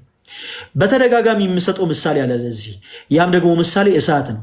እሳት ነበልባል፣ ሙቀትና ብርሃን አለው። ክርስቲያኖች ሊቃውንተ ቤተክርስቲያን ነበልባሉን በእግዚአብሔር አብ፣ ሙቀቱን በእግዚአብሔር መንፈስ ቅዱስ፣ ብርሃኑን ደግሞ በእግዚአብሔር ወልድ ይመስሉታል። ኦኬ ከነዚህ ውስጥ ቀድሞ የተገኘው የትኛው ነው? የትኛው ነው ቀድሞ የተገኘው? ነበልባሉ ነው? ሙቀቱ ነው? ወይንስ ብርሃኑ ነው? ማንኛችን መመለስ አንችልም። አያችሁ። ስለዚህ በእግዚአብሔር አብ፣ በእግዚአብሔር ወልድ፣ በእግዚአብሔር መንፈስ ቅዱስ ለሰኮንድ ያክል መለየት እንኳ የለም። አብ ወልድን ለደቂቃ ያክል አይቀርመውም። ወልድ መንፈስ ቅዱስን ለሰኮንድ ያክል አይቀርመውም። መንፈስ ቅዱስ እግዚአብሔር አብን ለማይክሮ ሰከንድ ያክል አይቀርመውም። በመካከላቸው በመገኘት መካከል ልዩነት የለም። አያችሁ። ልክ ነበልባል ሙቀት ብርሃን እንዳልነው ማለት ነው። ነገር ግን ወላዲ ነው የምንለው በባህሪ ነው። እንዴት? ልክ ብርሃኑ ከነበልባሉ እንደሚወጣ ሁሉ በተመሳሳይ ሙቀቱም ከነበልባሉ እንደሚወጣ ሁሉ እግዚአብሔር መንፈስ ቅዱስ ከእግዚአብሔር አብ ሰረጸ እንላለን በባህሪ። እግዚአብሔር ወልድም ከእግዚአብሔር አብ በባህሪ ተወለደ እንላለን እንጂ ልክ በአብርሃምና በይስሐቅ መካከል እንዳሉ አይነት መወላለድ እንደዚህ አይነት ስርዓት አይደለም። እቺን ነገር በጣም ባደገኘው አስምሩባት ክርስቲያኖች ወንድሞች። ሌላው ቅዱሳት ሰላትን ስንጠቀም እንደው ከካቶሊካውያን ቤተክርስቲያን ጋር እንዴት ነው የምንለየው? ክርስቲያኖች ወንድሞች ይሄ ራሱን የቻለ ትምህርት ያስፈልገዋል። ልደት ከፍቷል። ኦኬ እሺ፣ ሁላችሁም ልደት ቤት እንገናኝ። እሺ። እና በቤተ ክርስቲያናችን ቅዱሳት ስዕላት ክርስቲያኖች ወንድሞቼ ራሳቸውን የቻሉ ትርጉሞች አሏቸው። ምን እያልኳችሁ ነው? ስብከቶች ናቸው። ስዕላት ስብከቶች ናቸው። ስዕላት ስብከቶች ናቸው። ስለዚህ የቤተ ክርስቲያናችንን ትክክለኛ የቤተ ክርስቲያንን ትምህርት የሚሰብኩ ቅዱሳት ስዕላት ከሆኑ ብቻ ነው የምንጠቀምባቸው። እነዛን ስዕላት በምንድን ነው የምናውቀው?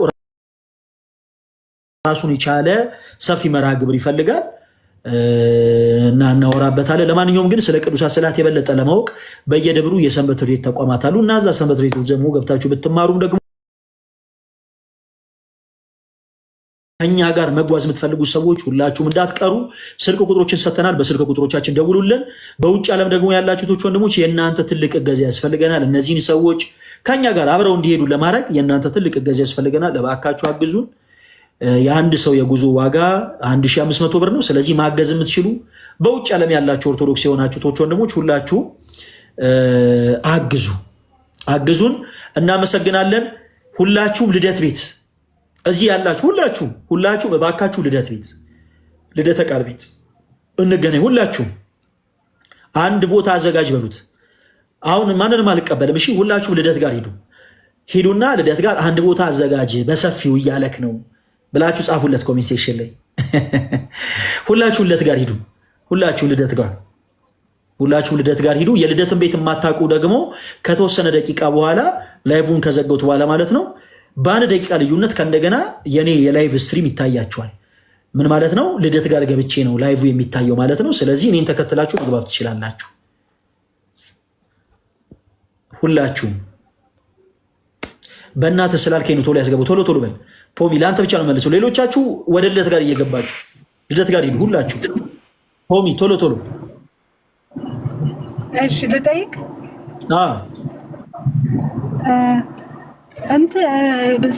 ስዕለ አድኅኖ ላይ